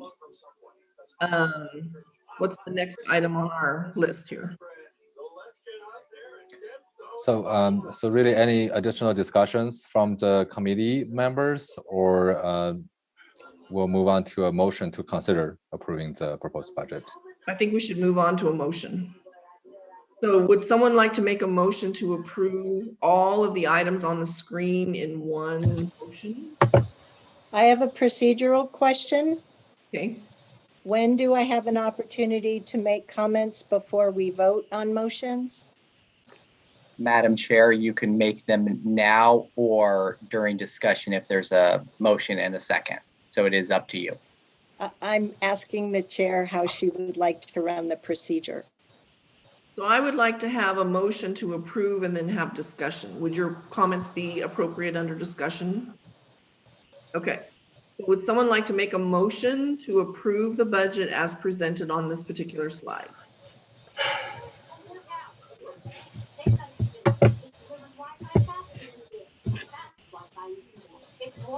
Madam Chair, for purposes of conversation, I'm more than happy to make that motion. Thank you. And I will second.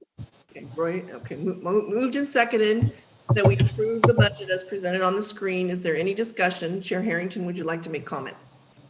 Would somebody please mute their mic so we don't get background?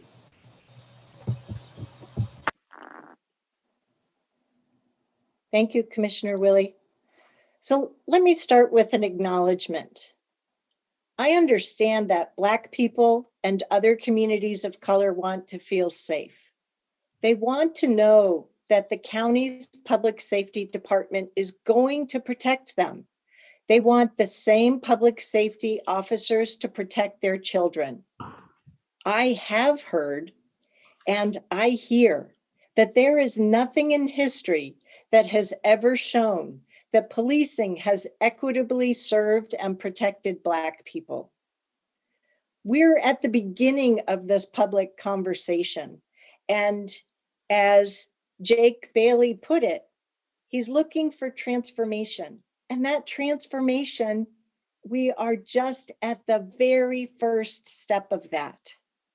And I want to continue to engage diverse voices so that we can think about what it means to make sure everyone in our community feels heard and feels safe. I ask for your patience as we're on this journey together. We've come a long way in 2.5 short years with a new Board of Commissioners, including with decisions to advance racial equity, to expand community engagement, openness and transparency. Case in point tonight, we have never had this level of public input in a budget committee before. I'm proud to be on this multifaceted journey as I am one of 5 members of the Board of Commission and the only at-large member. I'd like to turn more specifically to public safety, because as we continue as the Board of Commissioners to listen to and reflect community values in our budget document, we understand that not everyone in the community wants the same kind of investments. For example, during our community investment conversation last November, we heard that 61% of the attendees who responded to the instant polls, and that was about 81 people, wanted to see a decrease in funding for public safety. However, we also have another important data point. Just months before that, through the May 2020 public safety levy, 55% of the voters indicated they wanted an increased investment in public safety, all 92,233 yes votes. So this budget required us to reflect the will of the voters for that increased investments through our two different local option levies related to public safety. The other thing is that public safety encompasses a lot of different departments. Yes, it is the sheriff's office, jail, patrol deputies, investigations, vehicles, and body-worn cameras. But it is also community corrections, where we work with community members to help them get the skills they need to be successful in the community. And some of that is mental health support. It is also juvenile justice that works with our young people who are justice engaged and includes everything from early intervention to substance abuse treatment to prevention work through their school education programs. So as we see, the public safety portion of the budget is an amalgamation of different aspects of the work for our community.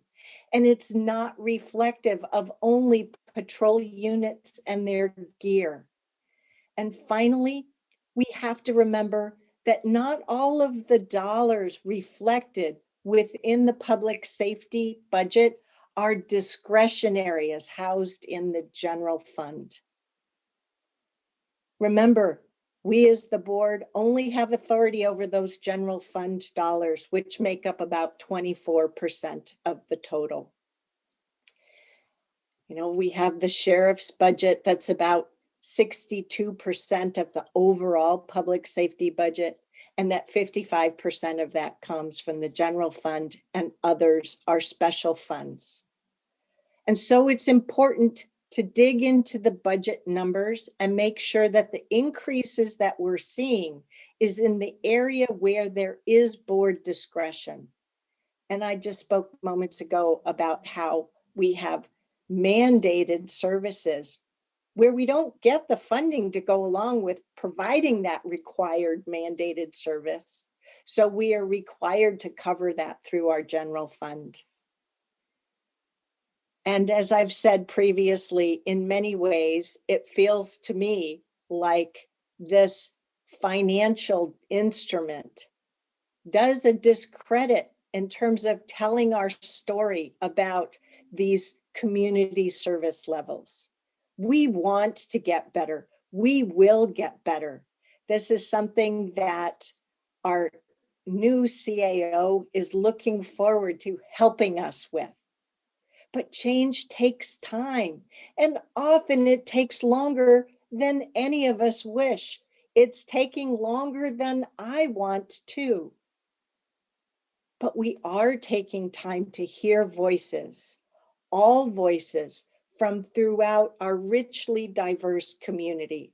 I've learned a lot from you tonight that I'm going to incorporate into the kind of transformation that I'm looking for through our new budget process next year.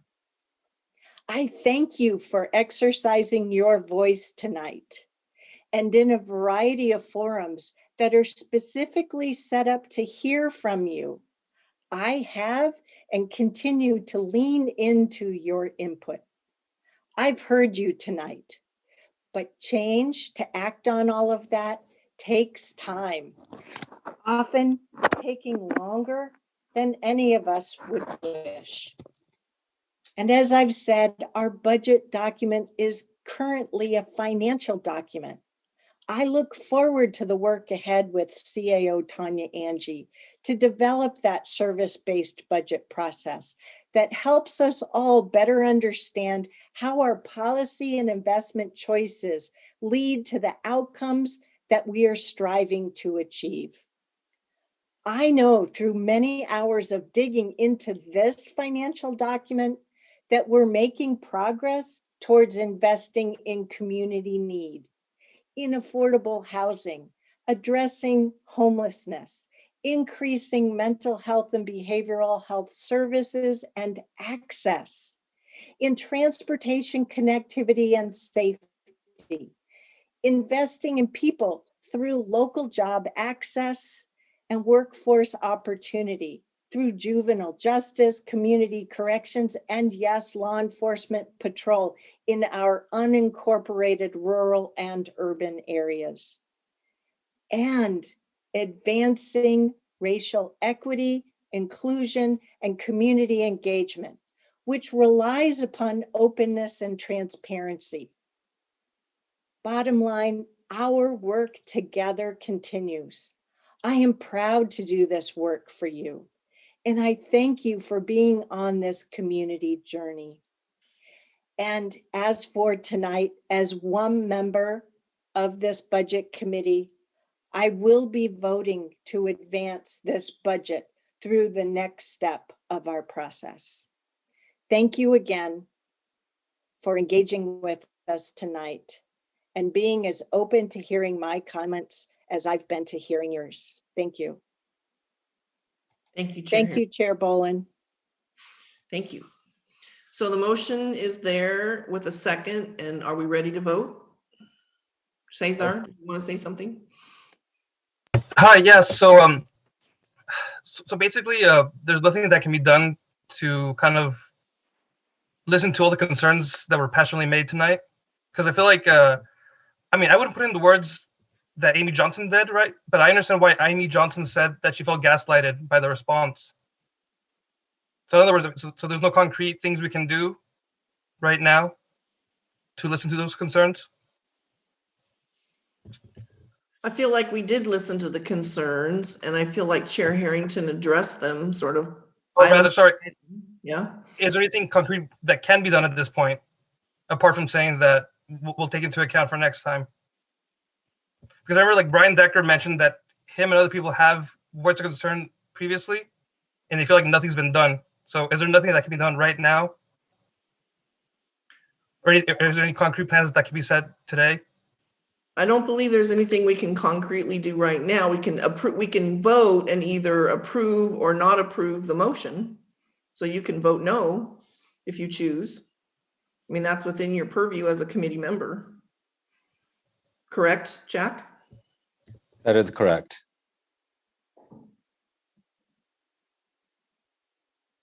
So I guess I'm calling for the question. We've been on this now. It's almost 10 o'clock. Are we ready to take a vote on the motion to approve the proposed budget? So all those in favor would vote by saying yes or raising their hand. Yes. Yes. All those opposed, same sign. Anyone that would like to abstain? The approval is approved. The motion is approved. Is there another action? Chair Bolin, just for the record, I'm just trying to do a quick tally because it's not a unanimous result. The tally is 7, 1, 2, 3, 4, 5, 6, 7 to 1. With no abstentions. Correct. Okay. So we have a second action item to have a motion. Correction. I believe there are 8 of us, 9 of us present. 1, 2, 3, 4, 5, 6, 7, 8. Sorry, I keep counting myself twice. Never mind. Hear from Ben Cat. I did. I voted yes. And we have 2 committee members that are not present tonight. That is correct. Okay. So moving on to our second action item, the service district for lighting number 1, the proposed budget. Is there a motion to approve that budget? Move for approval. Thank you. Second? And I can second. This is Venkat. Yes, you may second. Thank you. Moved and seconded to approve the budget as proposed for the service district for lighting number 1. Is there any discussion? Hearing none, all those in favor will vote with a yes or a hand raise. Yes. Yes. Yes. All those opposed, same sign. Any abstentions?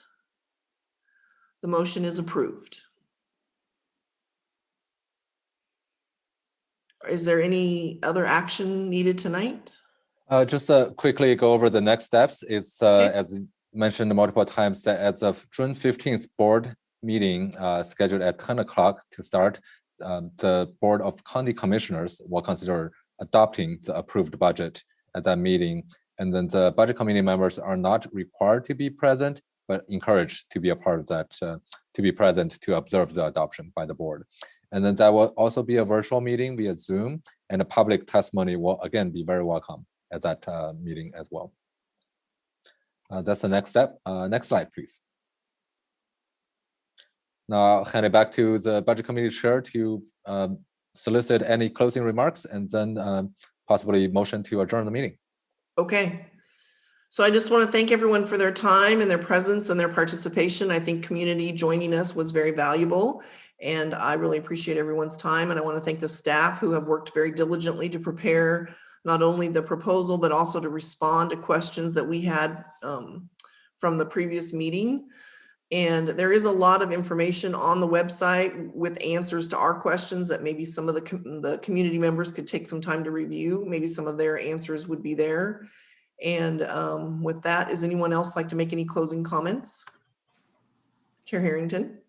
I would like to thank all the budget committee members who serve. It takes a lot of time to review this big fat budget book.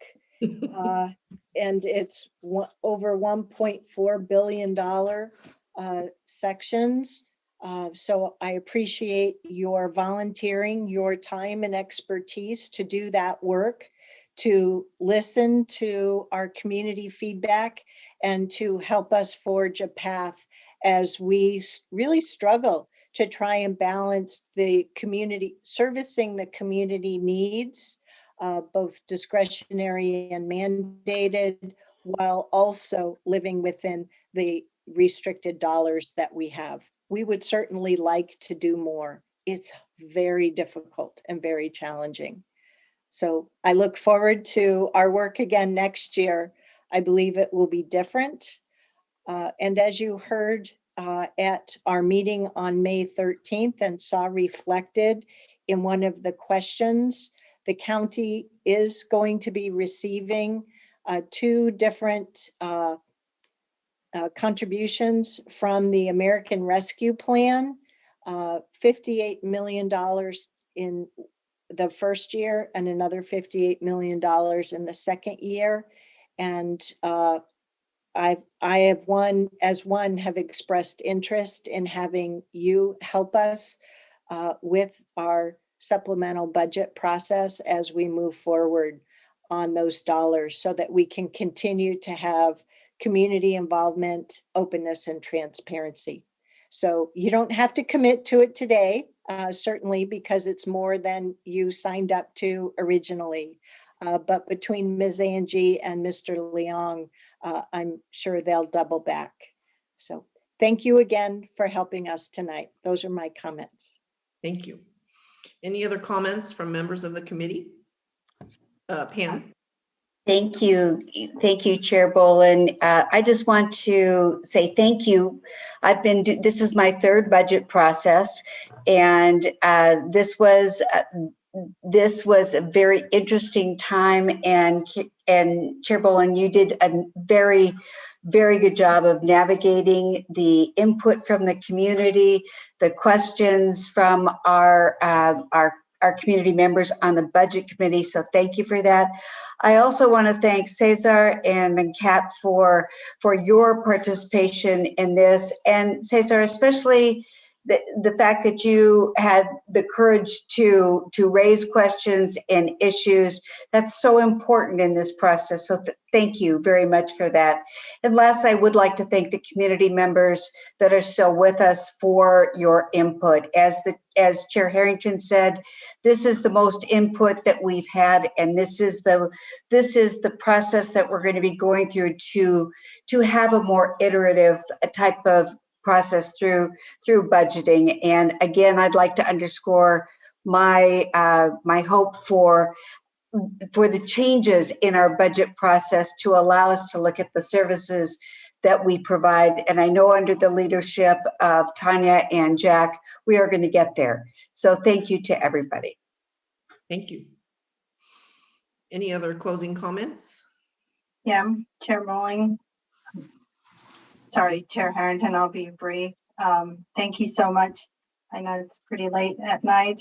I just wanted to say thank you to the community members that took the time to really engage in a robust conversation and even have a dialogue back and forth. I really appreciate it. This is my first budgeting process, and I really appreciate the folks who reached out to me and met with me to engage really a meaningful conversation about the budgeting process.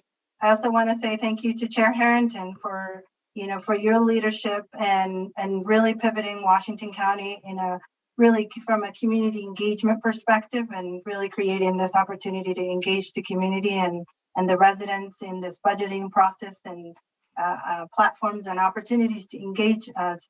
I think moving forward, one of the things I want to say to our community is, while many of us feel this budget got away from us this year to sort of have the meaningful changes that you're asking for, I really think next year provides an opportunity to have this conversation start earlier and engage the commissioners and the chair much earlier, and the county administrator. Everybody is new at the county, so I think the community is really situated and an opportunity to have the change that people are crying for and wanting. If you want public safety and how we reimagine, let's have a conversation much earlier than tonight, the night of the vote of this budget. And let's talk about what that looks like. How do we funnel?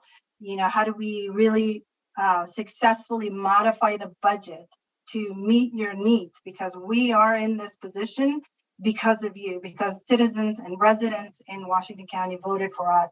So I'm really encouraged and look forward to having this conversation moving forward, and looking to our county administrator. I'm really inspired and empowered to what our county administrator said earlier in the beginning of this budget conversation, and look forward to that meaningful change and hold everyone accountable, all of us here. And I'm really excited, and thank you so much. And I think one suggestion I would make to our commission moving forward is, when a community member raises their hand, we should make the opportunity and create let them express their concerns. So I think tonight we missed an opportunity, the two people that raised their hands, to let them finish.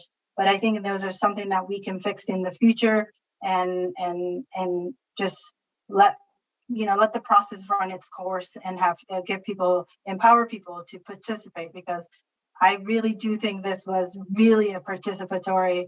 I don't think that was the intent, but the community really mobilized themselves and galvanized and came together with solid asks.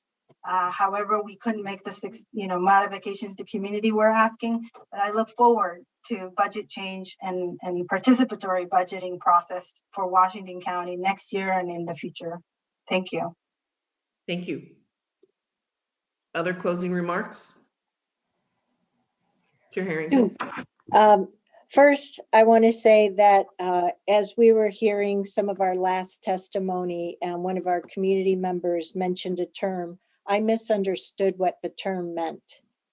and the term is gaslighting, which brought in my mind thoughts of the Holocaust and gas chambers, which was not what, by now checking Wikipedia, I think that community member was referring to. So my mistake and my learning. But that's why I was shaking my head no, because that seemed like a pretty horrific term. It's still a bad term, I get it.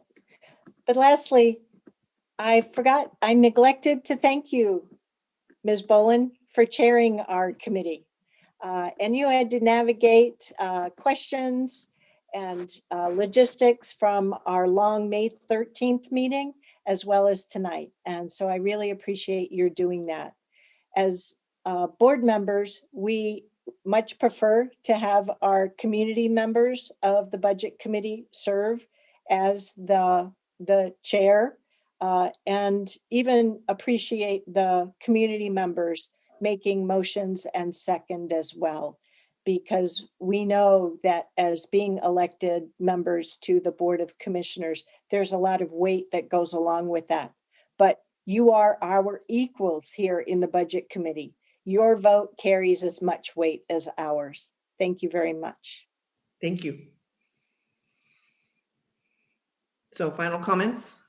Was there another one? Yes, go ahead. I just wanted to say, for the next time around, clarifying the local option levies, as well as the contractual obligations that were not very clear would be really good to do. And I appreciate the fact that we're continuously striving to improve the process. So I just wanted to say thank you. Thank you for participating. We appreciate it.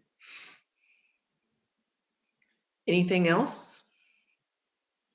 Would someone like to make a motion to adjourn the meeting for tonight? Jerry? Move approval. Okay. I'll accept a motion from Commissioner Willie and a second from Chair Harrington to adjourn our meeting for tonight. And all those in favor vote by saying yes or raising their hand. Yes. All those opposed, same sign. Our budget meeting is adjourned. Thank you very much to everyone. Thank you to our AV team that figured it out. Thank you. Thank you, commissioners, and we will see you next week.